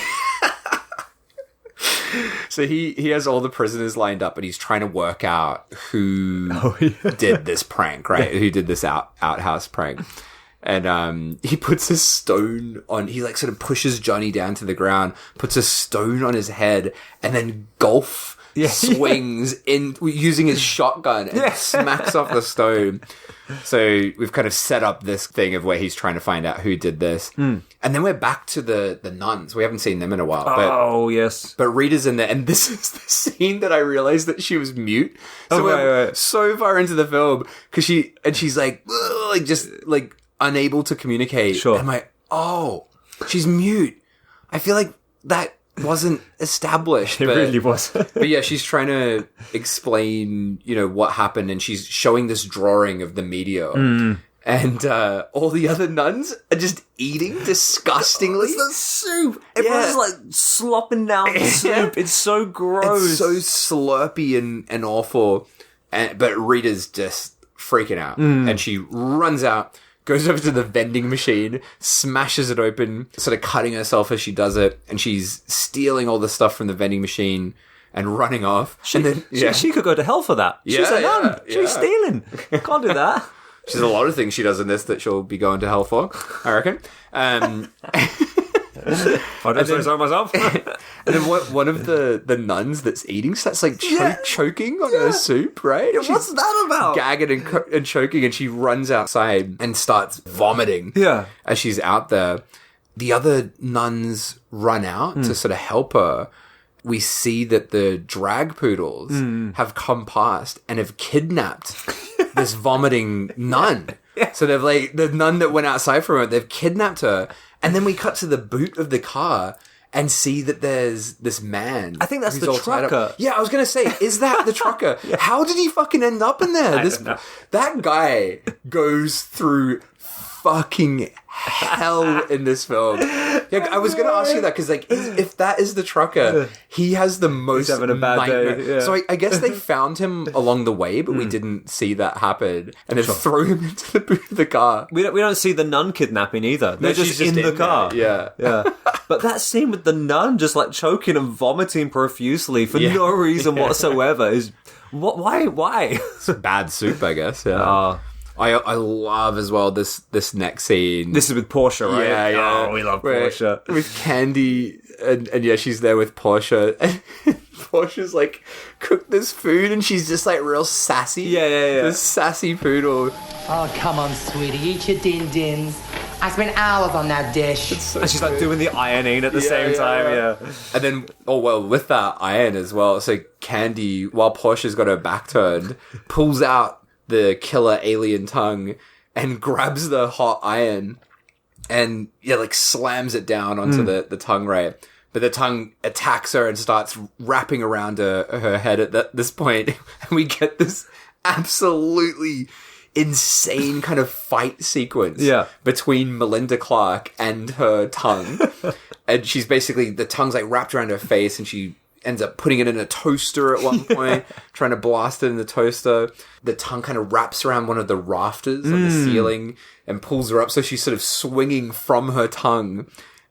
And then as she's like swinging, she swings herself over to where the knives are in the kitchen, grabs a knife, and starts trying to cut off the tongue, right? Free herself. And the tongue cuts open in this gas again. It's like that red kind of smoke, starts spilling out. And it sort of blows her through the room. She slams against the wall. The effects were so fucking good. Great. And it's so fast. Yeah, it's You're really just like, what the fuck fast. am I watching now? Wait, now there's smoke. Now she's flying around the room. It's such a great combination of excellent effects, like these kind of crazy puppet effects, and then there's a lot of reversed footage, I think. Plus also really great stunt work. Yeah. In this amazing set. It's incredible. I'm so glad that they had an animatronic tongue. Oh, yeah. And they didn't fucking CGI it. Exactly. Can you imagine how shit this film would be if it was made now? It just would be terrible. It would. And the tongue is really gross. They've done really well with the effects and all the what's the word? The under part of the tongue, you get the really veiny, gross. It's slightly blue and purplish. The tongue design. I mean, you got to think there's not much room for designing a tongue, but they've done a really fucking good job with this one. It looks like a real tongue, except it's fucking 20 foot long. Yeah. So Rita's escaped. She takes off her nun suit and goes off into the desert. So she's on her own path now. Yeah. She's done with the nunnery, done with pumping gas. We come back to her later, though. Oh, I love this next part as well. We've got Freddy Krueger with all the prisoners lined up again, and he's got all these... He doesn't really explain what he's going to do, but he's got these electrified wires. And he's going to do some cock and bull torture. Yeah, he's threatening to blast people's balls. But this doesn't end up happening because they're suddenly distracted by the poodles, the drag poodles. Oh, yeah. Up on a hill in the distance with the prison work area below. And they're dancing to this techno music. It's just as about Wig is just about to get blasted. So Freddy's just about to do some ball torture to Pinhead. When we get this explosion and everyone's distracted, and the chief is fucking livid. What the fuck? And you get this, like you said, drag queens dancing in the distance. And then Ralph, the other guard, comes running out and he just goes, he's a genius. You're such a creative guy. Like, it doesn't even make any... Who's he talking to? He's like, you should have been an artist or a librarian. I don't know who he's actually delivering those lines to. I did not understand that at all. But it's all a distraction, isn't it? Rudolph comes sneaking around. He's sniffing all the people. He's essentially a dog. So he's sniffing all the inmates trying to find Johnny and stuffs a note in his mouth. And I thought he was going to like help him. No. He just puts a note in his mouth and walks off. Yeah, just gives him the note. Yeah. And the note just says, I've been kidnapped. Help. That's it. That's it. That was a lot of work for a lot of nothing. And Johnny's reaction to this is basically to just start shouting that he was the one that did the thing to Flash, right? Yeah. Because he's got like a plan to escape, right? Yeah. He just admits to doing this prank as his ploy to get out of this. There's a lot of like subplots in this which are very pointless and very poorly written in. Very, very poorly written in and very pointless. And this is kind of one of many. There's just a lot of chaos. There's a lot of chaos going around, and I suppose you could say like narratively pointless, but it also is part of what this film is as well. Like it's part of the tone and the energy of the film, and it's exhausting. This is, no matter what mood you're in, this is a fucking exhausting film. Like by the end of it, you're just like, fucking hell, because it's constantly going and going and going, and there's so much happening all the time. Which is why I was like laughing that you thought this would be an easy one to explain, because there's just so much. There's so much. I wasn't in the right headspace when I recommended this. So next, we're back in the sleeping quarters. The chief is tucking all the inmates in at night. Did you notice there was a framed wig? Yes, so that's wig collection. Yeah. And so all the inmates are sleeping and Chief's walking around and he looks at Wig, Doug Bradley, and he kind of like takes a peek under his wig to see what he looks like underneath. He goes over to the window and there's a dove in the middle of the desert. Yeah. And he pulls in this dove who he takes quite a liking to. Tell you what, we'll call you Johnny. Yeah. So now, because, Johnny, the inmate, he's leaving, he has a new Johnny. He puts his love into this dove that he's found. Yeah. And gives him the same name. I love this stuff, because it just adds this weird layer that, as you say, maybe unnecessary, maybe didn't need to be there, but it makes the character much more interesting. This definitely needed to be here. Yeah. It just makes him so much more interesting that he's clearly like in love with Johnny and in love with his prisoners, and then has this dove that he becomes like weirdly obsessed with. That was it. So Johnny's driving through. He's driving with the guard through the desert. The guard is kind of like standing up in this car. They're in like a desert jeep or whatever, and there's all these like weird fucking statues and things on the windshield and on top of the on like the religious roof. statues and stuff. Yeah. And Johnny sees something. He brakes. Suddenly, the guard flies forward, starts deep-throating the statue of Mary. Yeah. And it's really, like, he's stuck on it. He's, like, bleeding out of the mouth. It's quite fucked. But they've arrived at the meteor that landed. And it's kind of, like, glowing this fluorescent pink. And so the guard gets out. He goes towards it. And he's off-screen, and Johnny's just kind of watching. And you just hear this guard groaning with pleasure. We don't know what he's doing, but apparently it feels pretty good. And then Johnny kind of starts to approach, and all we hear him say is, "Son of a..." before this fucking blast of blood and guts flies into his face. Son of a... It's great. Yeah. It's a beautiful, bloody, gory mess. Yeah, and then we see the nun that's been kidnapped. Right? So we're back to her and the driver of the car and the drag poodles are kind of bringing her back to the house and saying they're going to be food for mummy. Oh yeah. No, the nun's got, she's like got a dog collar on and she's tied up. She's attached to the oven. Yeah. This is like, we're seeing that they're like collecting food for the killer tongue. And then, we do jump around a lot here. Oh yeah, this is really, this was the point which was the part which was so difficult to make notes on. And I actually wanted to ask you if you understood this, because even after 2 watches, I didn't get it. But when we go back to Johnny, he's in the desert, covered with blood, but he has a pickaxe stabbed through his chest. How did that happen? The only explanation I can think of is that somehow through the blast that flew into his chest. Right, okay. Yeah. There's no other explanation I can think of. Sure. You don't really see it clearly, right? But No. basically he's still alive, but he's got this pickaxe shoved into his chest. We also see Robert Englund again, who is kind of slipping in and out of sleep. And he wakes up and takes off his wig and puts it in his cap, and he's like got a home for Johnny the dove. What does he say? He goes, now you'll never have to leave your nest again. And I was looking at it, and this is kind of, I think, the first time we see that, like, his natural hairline, or we see him like peel off the wig. The true, yeah. We're like, oh, there's that hairline we all know and love. Yeah. We all know and love. Oh, everyone loves Robert Englund's hairline. It's so iconic. It is. But yeah, and he's made a nest for Johnny the Dove. But he realizes that something's gone wrong. Johnny's not back. And he fires the gun, his shotgun, waking up all the prisoners. Yeah. And oh my god, this next part as well, we're back to the drag poodles. Oh. And they've got the nun, and they've kind of giving her a fucked up makeover. Yeah. They've put her in like a pink wig, doing all her makeup, and she is obviously not pleased about this. And it's not, and she's like, we should explain as well, she's like an older nun as well. Yeah. Like maybe in her 50s or 60s. She's no Rita. No Rita, that's for sure. We're jumping back and forth a lot, but we have the poodles like force feeding the trucker man who's like stuffed in a fridge. Yeah. And they've drilled a hole on top of through the top of the fridge and have a funnel on top, and they're just force feeding him. This poor trucker. Yeah, and he's going, go on, eat it up, don't say I don't care. Yeah. And this poor guy.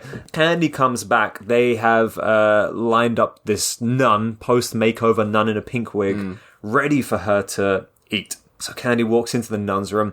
We think she's about to devour her with her new weird tongue power. But, well, first we get this strange tit-fucking tongue scene.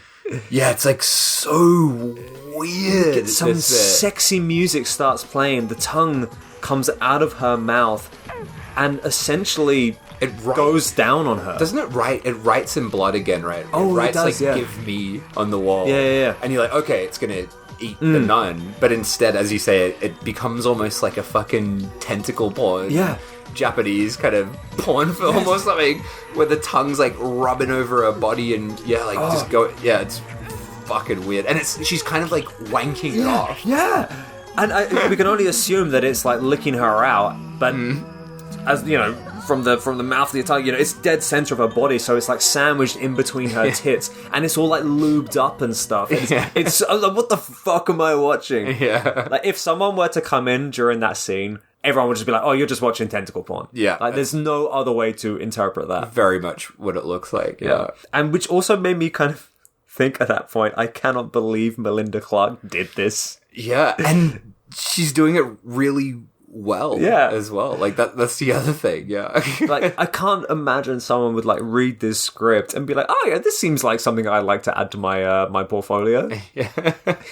So after the strange, like, titty fucking scene, she goes to eat the nun, but Rita has found the meteor, so we're getting this, like, back and forth between the Candy story and the Rita story. Rita's found the meteor, and she strikes it with a pickaxe. Apparently there's just pickaxes everywhere. Yeah, that was the other thing. I'm like, wait, was that the pickaxe that was in the chest? I was so confused. Just like this extra fucking pickaxe out of nowhere.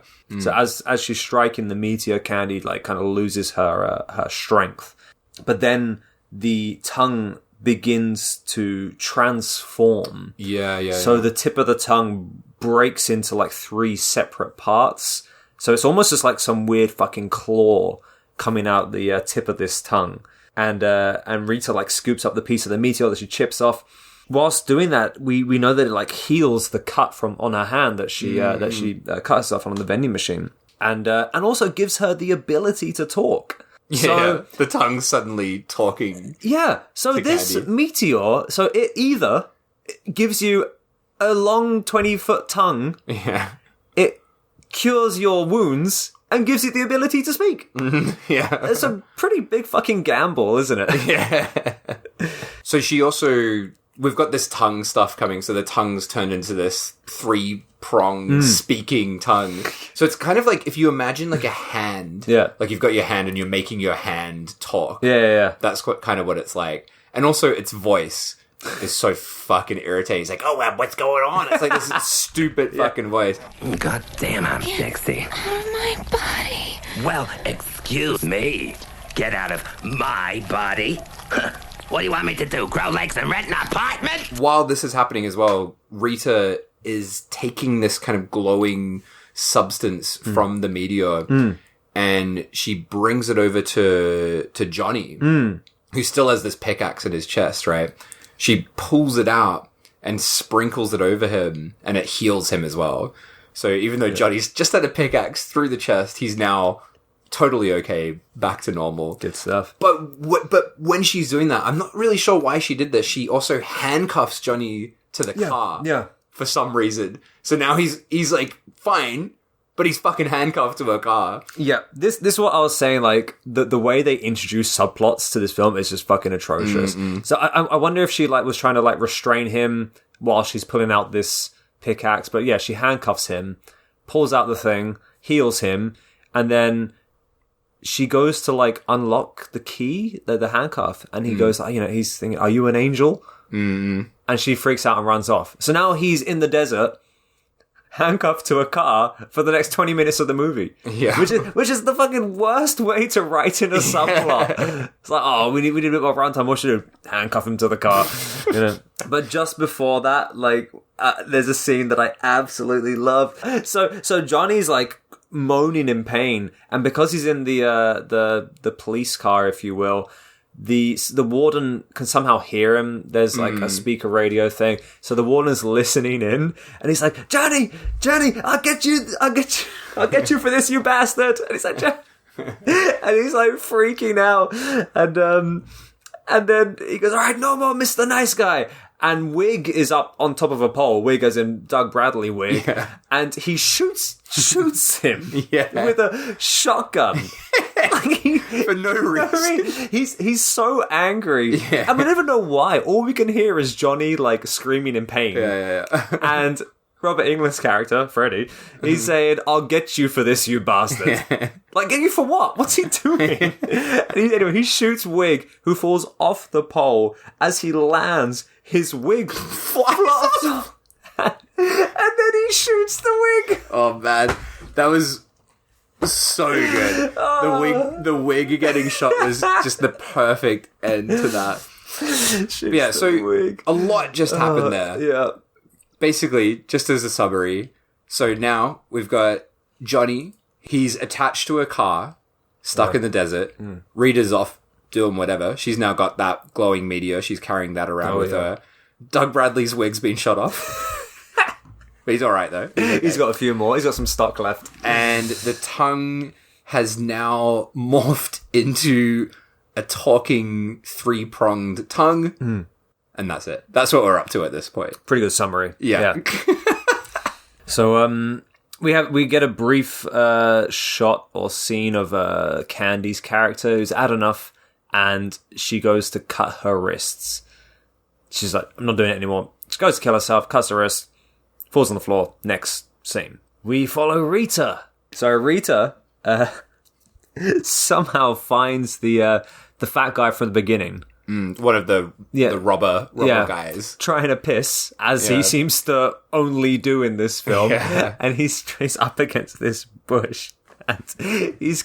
It's kind of confusing at first, because he's like referring to his dick as Freddy. Yeah, he calls his dick Freddy. Come on, Freddy, do your business and let's get out of here.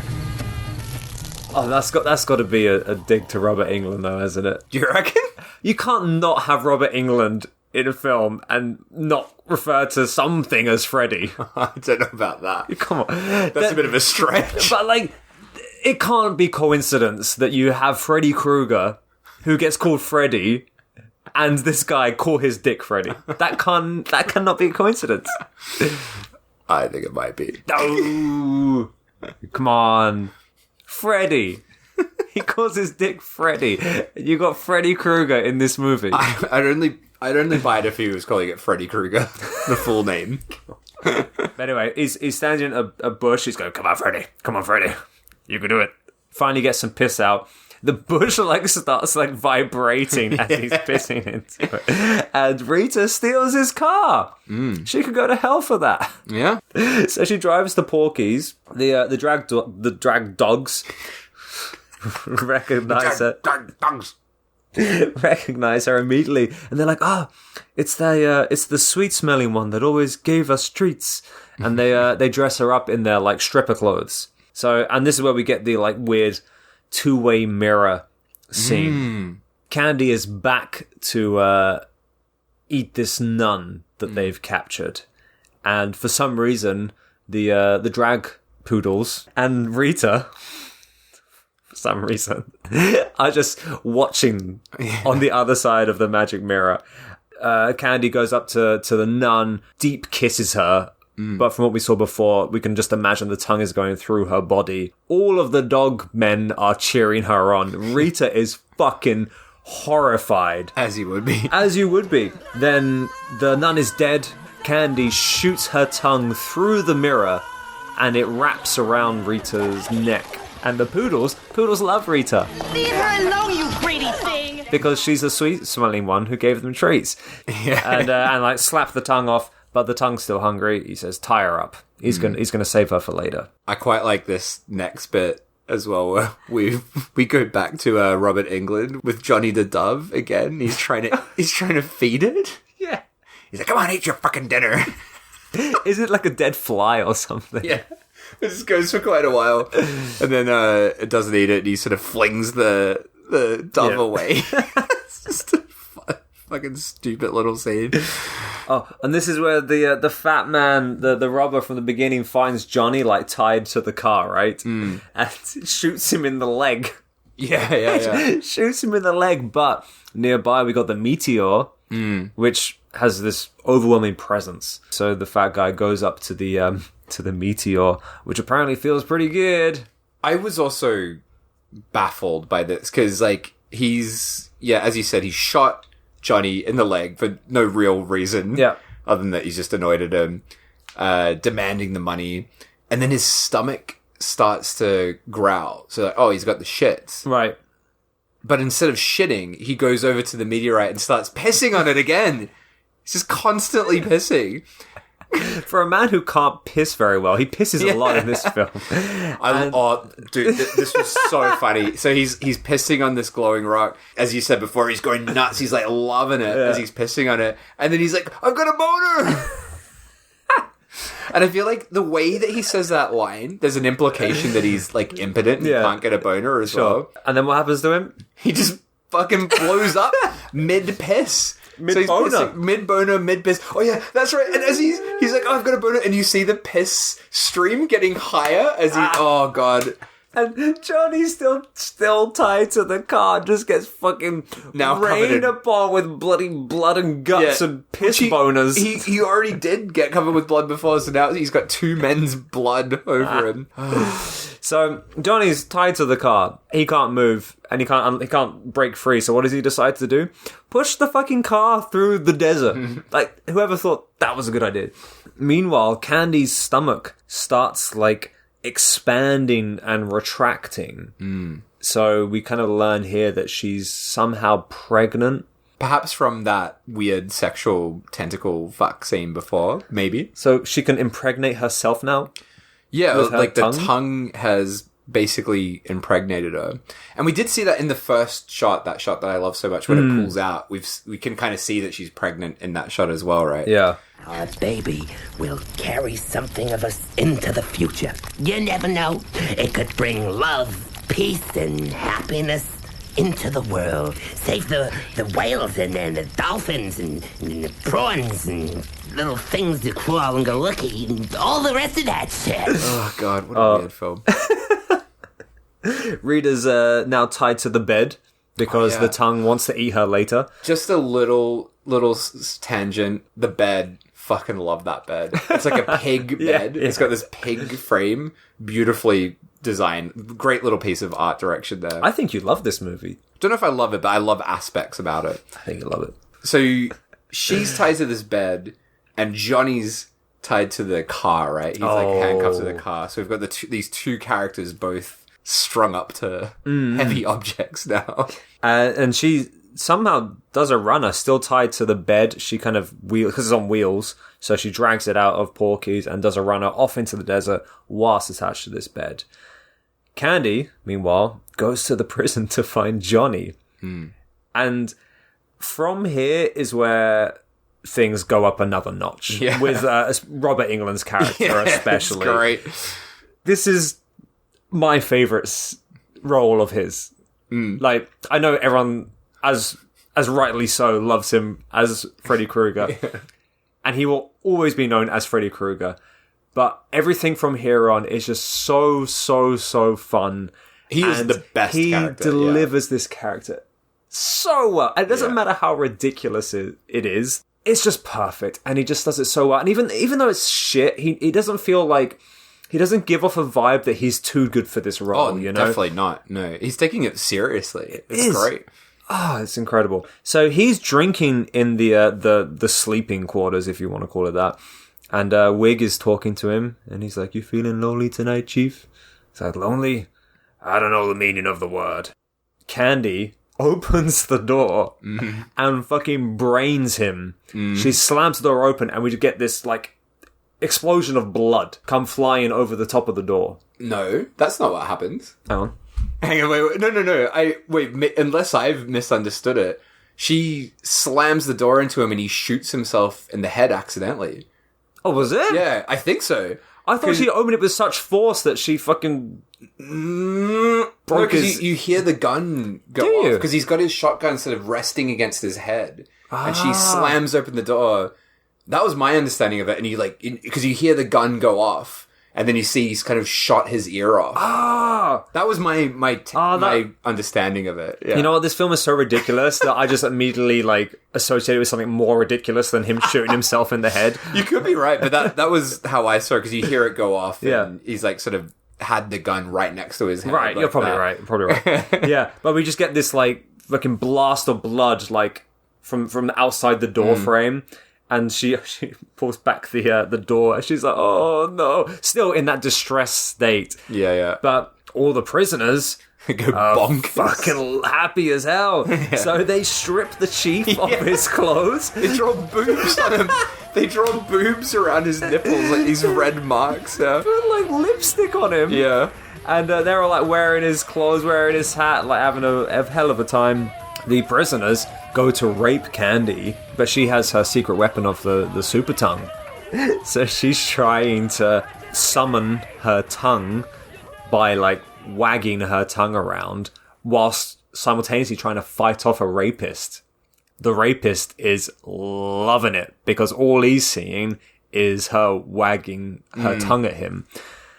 And you really feel the intensity of this scene. Yeah, she's like, come on, where are you? And he's like, "I'm here, baby." Blah, blah, blah, blah. Yeah. It's quite a weird scene because there's a comical element to that, right? Where you see her wagging her tongue. Yeah. But it's also very stressful as well. It's kind of a weird balance of emotions and us as the viewer. I was like, "Come on, tongue, fucking come out! Why isn't the tongue coming out?" Then we get the absolute best effect, best moment of the film, perhaps. Definitely one of my favorite bits. But yeah, the rapist character we suddenly just see out of nowhere. So the tongue hasn't been coming out. Then suddenly from behind we see him, and the tongue just fucking busts out of the back of his head, blasting his brains everywhere. And then the tongue keeps going, and then grabs onto the guy Flash, the kind of cunt guy from before, grabs his crotch, because now the tongue's got that, like, 3-prong kind of thing at the end, grabs the crotch, and then also just punches him. So the tongue forms a fist and punches out Flash. Oh, it's so good. I love just before that happens, that Flash guy, he's going, yo, you can do it! And you just get this wallop of blood. Yeah. Oh, that was great. And the guy who's had his head, like, annihilated. Penetrated. And he's just, like, in the middle of Candy, and the guy's getting his dick smushed, and he's, like, hanging there lifeless between them. Almost like the tongue is some kind of, like, clothesline, you know, hanging them all up together. Oh, it's beautifully done. Yeah, that's got to be one of the greatest effects in this. It's really, really well done. Really good. And all the other mates are like, yeah, fuck this, I'm getting out of here. So they all do a runner. So meanwhile, Johnny is pushing the car through a desert like an idiot. He's pushing it up a hill. Up a hill. And, of course, it starts to roll back down. He rolls down with it, but the bumper that is keeping him attached falls off. So he kind of somewhat frees himself. He's just got a bumper tied to his wrist now. And finds Rita tied to the bed. Now, they're in the middle of the desert. And from what I hear, the desert gets pretty chilly at night. So he hops on the bed, and a little bit of, like, meteor magic happens. And they get a little bit good, start to fall around, things heat up a little bit, to which point I was thinking, so the meteor, not only does it give people killer tongues, heals wounds, it also makes people horny. It also explodes people, by the way. So it really is a roll of a dice. There doesn't really seem to be any sort of, like, regular patterns. Yes, there's absolutely no sense to this thing at all. Can you imagine, if you had, like, a terminal disease? You know, well, there's this meteor, and it might heal you completely, but it might give you a boner, blow you up. It might give you a 20-foot tongue, or it might give you a boner. Yeah, like it's like anything could happen. And so many people come into contact with this meteor, and everyone has a different experience. What a mess this meteor is. I know, but for Johnny and Rita, it makes them super horny. So they're just going at it now in the desert. They're going for it. And while this is happening, right, the prisoners who've run off in a jeep, they've all found the stone. Yeah. So they've found the meteor, the glowing meteor, and they all go over to... This film is so fucking ridiculous. It's outrageous. So Pinhead, Doug Bradley, he's, like, approaching, he's like, like, touching it and loving it. And then suddenly we just start cutting to, like, other faces. And we realize all the prisoners are touching this stone and basically just cumming themselves while they're touching the stone. Having a big old cum. But the way it's shot, though, it's like shot great. From, like, the meteor's point of view. Yeah, the meteor POV shot. But all their faces are really distorted. Yeah. And they're all like, oh. And then all this blood just explodes everywhere. Doug Bradley's okay, though. Oh, he's weak, isn't he? Yeah, he's walked off, he's fine, but he's, like, covered in blood. All the other prisoners have just exploded. He's somehow gotten away from it. And then... I love what he says at this point. Like, he's found this, like, fucking euphoric, orgasmic, pink glowing rock. And upon touching that, all of his mates have blown up. Yeah. And he just goes, Jesus, man, I gotta get out of here. Yeah. Fucking ridiculous. Yeah, and then meanwhile, Candy is just walking around, sculling a Jim Beam. She's got a bottle of bourbon. The Chief's alcohol, Jim Beam. And she comes across Johnny and Rita in bed. No. Johnny's trying to play it off like, no, it's not what you think, it's not what you think. But Candy is obviously fucking pissed off. Pushes the bed, which is on wheels, by the way, this bed, and it just goes careening down this hill, and it stops just before falling off a cliff. It gets, like, caught on a root or something. Caught on a root, and then it looks like it falls off, but we cut away at this point, right? Gotta say, this did not look safe. This fucking shot looks terrifying. You said this is all shot in Spain? Yeah. I guess they don't have many health and safety regulations in the 90s in Spain. I don't know. I don't think they did. I've actually been to the place that this was, not the desert. Oh, really? But I've been to this part of Spain that this was filmed in. But this shot of them like hanging half over the cliff. I mean, I'm sure that there were stuntmen, but even so, yeah, it looked fucking dangerous. Dangerous. Yeah. So then Candy goes back to the drag poodles. She's all, oh fuck, I love this bit so much. It's so good, this bit. She's all happy that she's killed Johnny. Yeah. And they're like, we've got a surprise for you, mummy. They got like this massive fucking present. This huge wrapped up thing. And it opens up. And we reveal that it's this trucker. He's gone through hell in this film. And he's all bandaged up. And he's wearing a sombrero. Yeah, he's got a sombrero on. And then we see this shot that we've seen quite a lot in the film, although I don't think we've mentioned it yet, but the mouth POV, the tongue POV, which like looks out through the teeth. Yeah. So this tongue POV, like looking out to this wrapped up man, comes out. And also something else that we haven't mentioned. This fucking film. So throughout this film, there's all these like ridiculous fucking cartoon sound effects. So the tongue will come out, it's like so this just cranks up all that sort of shit at this point. It goes full cartoon. But yeah, the tongue comes out of the mouth, it unwraps the bandage, and he's like spinning around. Oh yeah. As the bandage is unwrapping. Yeah. Then the tongue wraps around his neck, starts choking him. I'm like, oh, it's just gonna choke him to death. No. Not only that, it fucking pops his head off. I think this scene is the best representation of this film. Yeah. Like, in this one single scene. Because you've got a man in bloody bandages wearing a sombrero, a 20-foot tongue popping out, whilst Candy is kind of like dancing in her chair. She's happy as fuck, whilst 4 drag queens dance in the background. Yes. Like, it's such a bonkers scene, but it totally sums up this entire movie. It's fucking great. It's great. And I love the way they present it as well. The poodle's like, for the most caring, lovable pet owner in the whole wide world. And she's absolutely delighted. Oh, so good. But it's so gross as well, because as the tongue is like wrapping around his neck, he's like coughing up and he's like spitting up all this fluid. It's so grotesque. And then his head fucking flies off. But the scene itself is so happy and fun. And you've got this like ridiculous music playing on top. It's so bizarre. And I was watching it this morning and I thought, like, this is the scene. I think this is my favourite scene in the whole film. Yeah, it's pretty amazing. It is great. It's just perfect. It's one of those scenes where you have to kind of like take a step back and think to yourself, wait, what the fuck am I watching? Because this really is bizarre. Yeah. Now, then we cut back to Johnny and Rita, right? They've somehow caught onto something and they're not dead yet. So they have to climb up to the ground level. This is another scene where I was like, what do you mean? Because Johnny's holding on, right? Rita's down below and she kind of climbs up on top of him and she's like, hey, watch where you put your hands. Yeah, it's like, weren't you just like fucking? Yeah. You just did a big old fuck. And this is when like Robert Englund's character goes fucking nuts. So he's woken up from, I guess, shooting himself in the ear, and he has somehow a heightened sense of hearing from now. Yeah. So he's like, what the fuck, and Johnny the dove is there.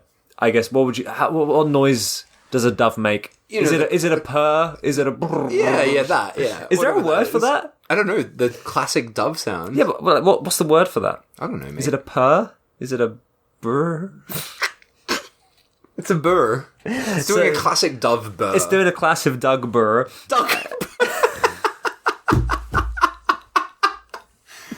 This is doing a classic Doug burr. There is a word for it, isn't it? There's gotta be. Fucking hell, should we just finish the episode now? We go and investigate this. I mean, it depends on the bird, doesn't it? Because it's got to change depending on the bird. So, it's already a long episode and we're fucking talking about what the correct terminology for the sound a dove makes. It's not a toot, is it? It's not like a squawk or a toot. I'm fucking looking it up. Well, go on then. Come on, Dave. It's already a long episode. let's not edit any of this out. What sound does a dove make? Brr. What sound doves make? What? A coo. Oh, it's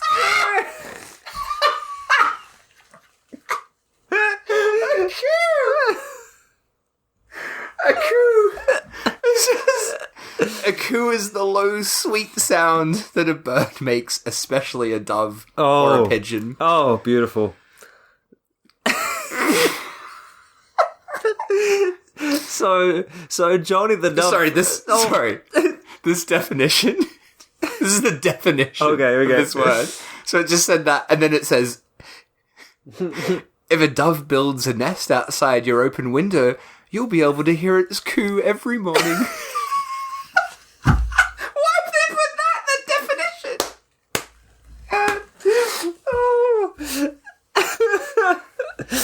So Johnny's cooing. Johnny the Dove, not Johnny the Man. Johnny the Dove is cooing away, and Robert England is freaking out because he's just woken up and he has a heightened sense of hearing, and the coo is too loud for him, and he starts freaking out. He's going, "Shut up! Shut up! Shut up!" And what does he do? He fucking shoots Johnny. He has his shotgun and he blows him up. This dove that he showed nothing but love to. And you get this fucking burst of feathers that just fly up into the frame. Oh, God. Fuck it up. Oh, man. That's great. Robert England shooting a dove. Oh man, he's still fucking half naked with titties drawn. He's got tits drawn on him. For the rest of the film, he's got tits drawn on him. Fuck it up. The place that this film goes next is some of my favorite shit in the film. So we go back to Candy, and she's in bed. Oh yeah, with the tongue. So she's like got her head on the pillow, and next to her, on the adjacent pillow, is the tongue. Yeah, it's like lying down, coming out of her mouth under the covers, and then up out of the cover once again, and like lying on the pillow next to her. And they're having this kind of, I guess, partly telepathic conversation. And the tongue's like telling her that he loves her, and blah blah blah. And then Candy essentially, indirectly demands to be eaten out by the tongue, her own tongue. And the tongue goes under the covers and starts like, it's like that kind of kind of sound going. But dude, the next bit, so I feel like we said it kind of quickly, but Candy's pregnant. Right. With the tongue's child. And then the next scene is fucking one of the funniest fucking things I've seen in quite a while. So we cut to the drag poodles and Candy and the tongue watching TV. This absolutely hilarious TV show with this man, British man, dressed as a baby. He's like an adult baby. And he's like explaining how to fucking fold diapers. He's like, all right, so what you do is you fold them. And it's such a throwaway scene, but it's so funny. This TV show with an adult baby explaining how to like fold diapers. Oh, and the tongue is also holding a diaper, and he's trying to do it. Oh god, that was so fucking funny. So funny. And then Freddy Krueger kicks down the door. Oh yes, he's arrived. He's got his gun. I love this, and he looks absolutely ridiculous. He's like, head's all sort of bandaged up in this cartoonish way. Yeah. He's got the tits drawn on him. He's wearing his trousers, no t-shirt, but he's got suspenders on. He's got tits on, and he's wearing pink lipstick. And he's got a shotgun, and he busts down the door, and he goes, and he looks around, and he goes, I hate fuchsia. Yeah. And shoots off around, like accidentally, like stupidly fires off his gun. And the drag queens start running away. And this is a scene that I fucking loved. Yeah. Because the drag queens kind of come out of this, like, floor hatch one by one. So great. And he gets more and more disgusted every time he sees one of them. So the first one comes out and he goes, "Oh my God." And the next one comes out and goes, "Oh my God." And it just keeps, like, escalating.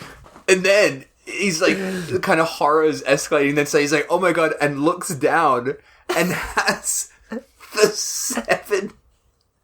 severed head of the trucker, for some reason, is biting onto his foot, is like stuck on his foot, and he's like, "Fuck!"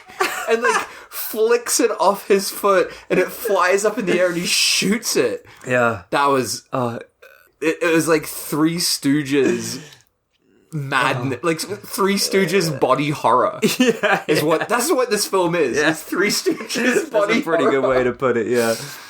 Oh, man. And then Johnny and Rita also come in, right? And, like, Johnny fucking knocks her out, and the three of them, like, hop into the car and run away. So they're trying to escape.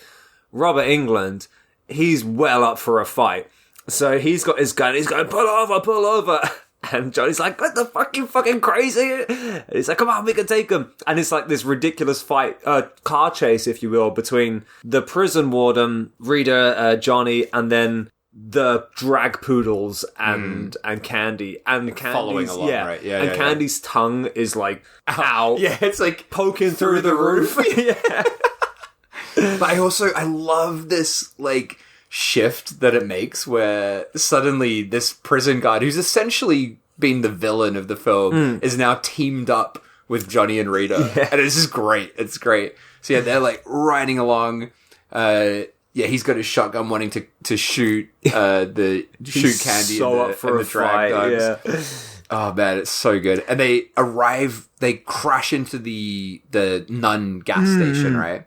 And like Robert Englund gets out, he's just blasting his gun at this car that he thinks is Candy and the dogs, the poodles, after her.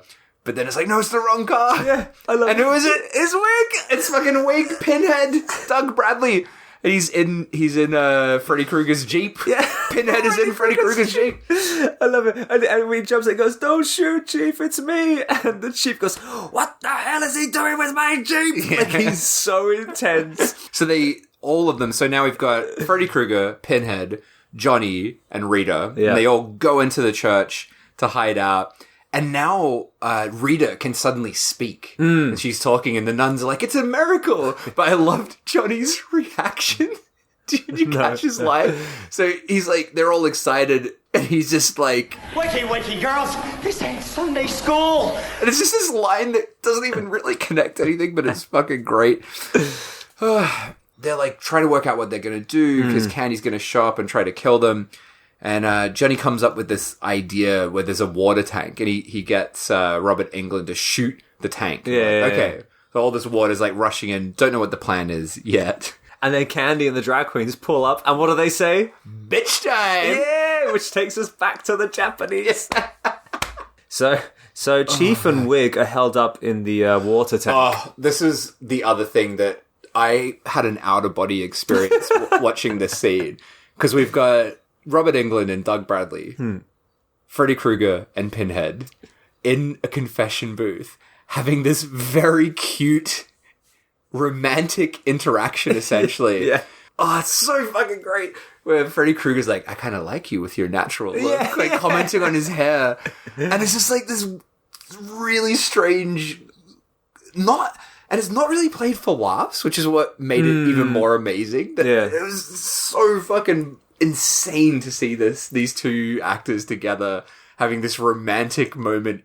Oh, it's great. Two horror icons coming together to have a gay moment on film in a confession booth. Like, it's how has this film not become like a fucking beloved queer classic? I just don't understand it. Yeah. So the floor is covered in what I wanted to say is holy water. Right. Okay. It's a water tank in a church. I'm just going to say it's holy water. I don't know. Maybe not. Doesn't matter if it isn't. And everyone is kind of up on pedestals, or they're like elevated above the water level. And Candy and the bitches come in.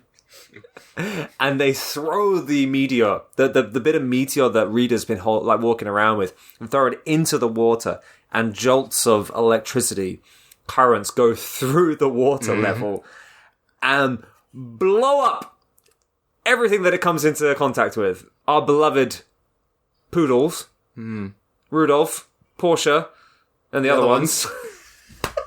They explode in a fantastic bloody mess. Unfortunately, our gay duo, Freddy Krueger and Pinhead, the confession booth falls over, lands in the water, and through the back of the confession booth, another explosion of blood and guts flies up into the air. I was genuinely sad that they died. Yeah, it was a shame. It was a shame. Candy uses her tongue to pull herself up onto the Jesus statue. And then, like, the power of the meteor, like, somewhat wears off, so they're able to go back into the water, and Candy does a runner, and they go into, what is that, like a kind of basement? Yeah, it's sort of, I don't know what it is. It's like a big, massive well, or something like that, but it's this kind of strange basement area. Yeah, a big fight breaks out, essentially, where Johnny is slamming down onto the tongue with a pickaxe. Yeah. And he's beating up Candy. It's kind of brutal, actually. And she falls down into this well that's in this basement. The tongue is, like, hanging on, like, keeping her afloat. And then the tongue, because, again, three-pronged tongue thing. It's, like, pulling itself out and, like, pulling her out. And Johnny goes to chop off the tongue with the pickaxe, but he can't bring himself to do it because it's his lover, or now ex-lover, I guess. Now he's got Rita. Wee. And just so he puts it down, he can't do it. And then Rita comes over, grabs the pickaxe, chops off the tongue, the talking tongue, and it dies. It does. And what does he say? He says, My legs! My legs! Oh, what have you done to my legs? Candy kind of returns back to normal. The tar-esque bodysuit kind of melts away, and she's just back to good old Candy. And then we cut to that, once again, beautifully lit epilogue, which I didn't make any notes on. But yeah, we're sort of back to that first scene again. So we're bookended by that lovely, lovely shot. And that's it. That's it. Fucking hell. What a great movie. This is a fucking long episode. What the fuck? Too much happened in this fucking Jesus, movie. oh, Christ. wow. That's right. Half of it was just me laughing. So. Yeah. I'm not cutting that out. Oh, no. That's staying there. Yeah, I think, as I said, I watched this twice, as I always do for the podcast. First time, I was like, not into this. Fuck this film. I think I even sent a message where I'm like, I'll be arguing with you on the podcast about this one. But then when I watched it today again, and making sense of it, making it kind of like breaking down scenes, I kind of fucking loved it. It's definitely unlike anything I've seen before. And it is, I feel like even us explaining it in detail, I feel like it's hard to really capture what this film is like. Yeah. Because it's fucking weird. And I think the reason why this film is not as well known as it is because it's too much. It's too much. It is hard to watch. Like, it's great. And there's a lot of effort put into it. It's not a shit film, but it's just too much. It's so full on. Yeah. It's so much. There's so much going on. It's 100% the whole time, the whole 90 minutes. Yeah. Like, there's no breathing room whatsoever. Yeah. It's like having a little kid just frantically talk at you for 2 hours or something. You know, it's just, it's intense. But I did ultimately, I don't know if I say love it, but I did appreciate it. Right. And talking about it now, it's just like, it's so insane. It's such a crazy film. You know what? The thing that I was thinking of a lot when I was watching it was that if I had found this film, if I watched this film for the first time when I was a teenager, this would have been my favorite movie. Sure. Like 100%. I would have fucking... I loved it now. I've watched it the first time in my 30s. But if I had seen this as a teenager, like, that would have been just... mind blown. Yeah. I would have fucking watched this religiously. I really, really enjoyed this. It delivered in all the departments. It's got that dumb fucking humor. It's sexy enough. It's got loads of gore. The story, there's no filler. When I say there's no filler, I mean there's filler scenes, but the filler scenes also give you something. They're either funny or they're gross, or it just adds to texture of this film, I think. Yeah. And something I thought about, so this is his first film, this director.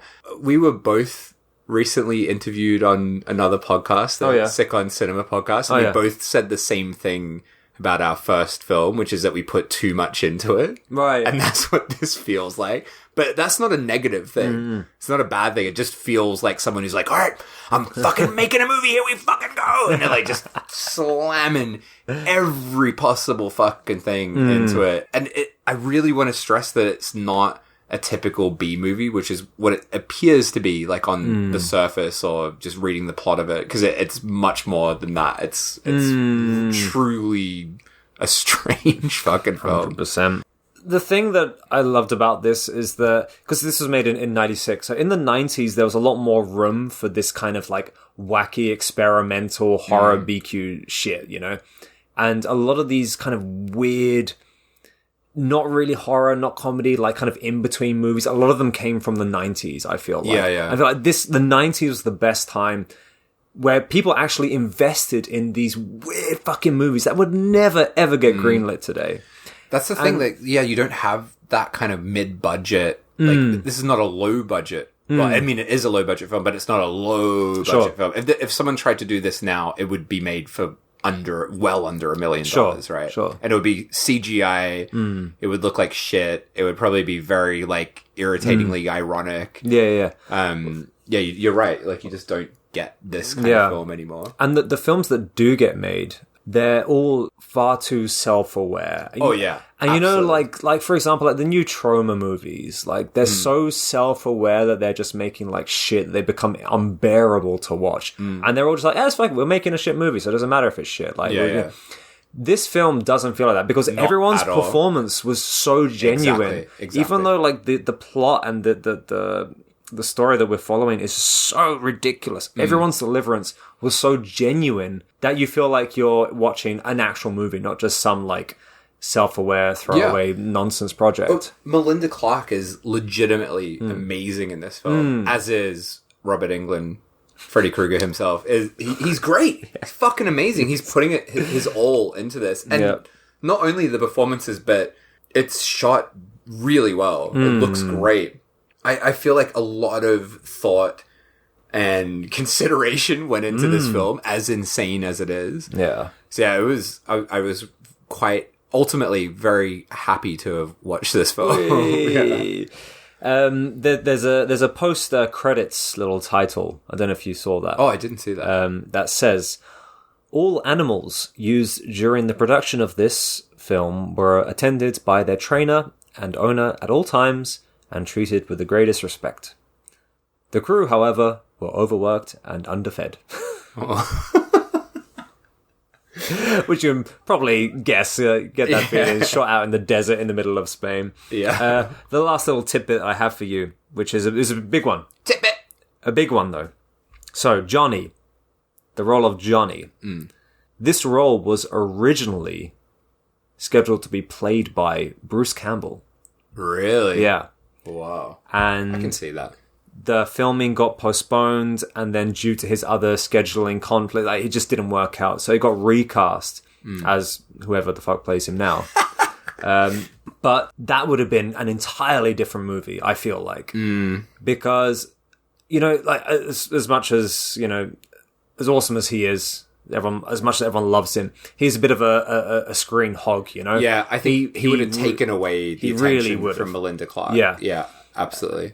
So I'm quite glad that it didn't go, that he ended up being recasted. But even so, can you imagine this film, like, first-time director being made in 96, having Bruce Campbell, Robert Englund, and Doug Bradley in this film about a tongue? Ultimately, it didn't go to him, but... Yeah, I think that's I love Bruce Campbell, but I'm glad that he's not in that role. It would have been too distracting. It would have. I think, yeah. How about the wrong-ometer for this film? So the wrong-ometer is how wrong the film is, how much it shouldn't exist, how fucked it is. This film is pretty fucking messed up and crazy. More in terms of like how tonally off the wall it is. I'm gonna give this a 7. I don't think it's shocking in terms of violence or gore, even though it has that. But I think it's just such a weird blend of things. And I think having that Freddy Krueger Pinhead romance really just...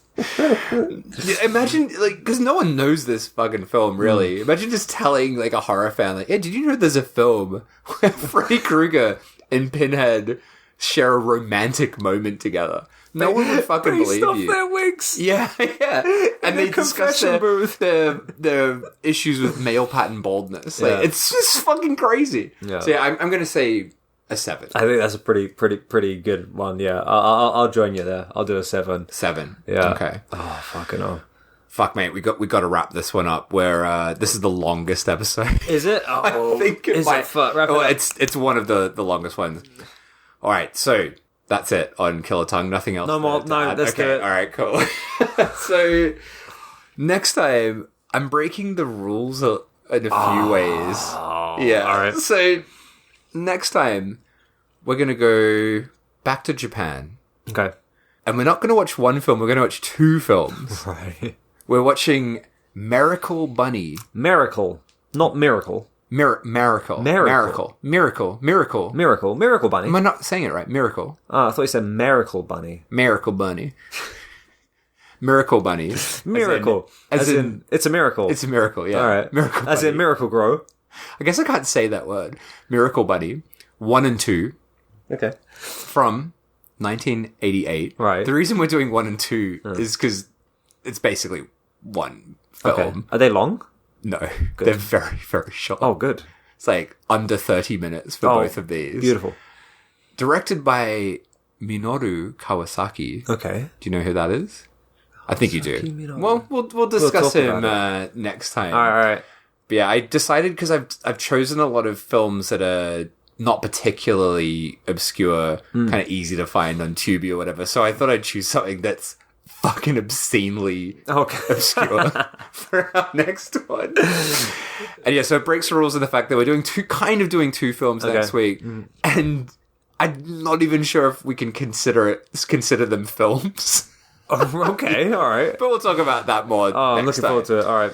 And as always, follow us on Twitter, SMSW Podcast. Send us an email, showmesomethingwrong@gmail.com, and leave us a review. Please do a rating.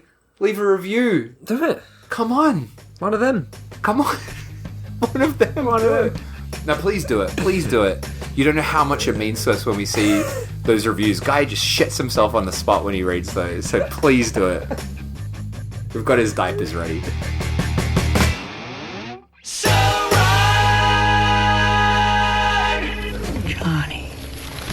Johnny.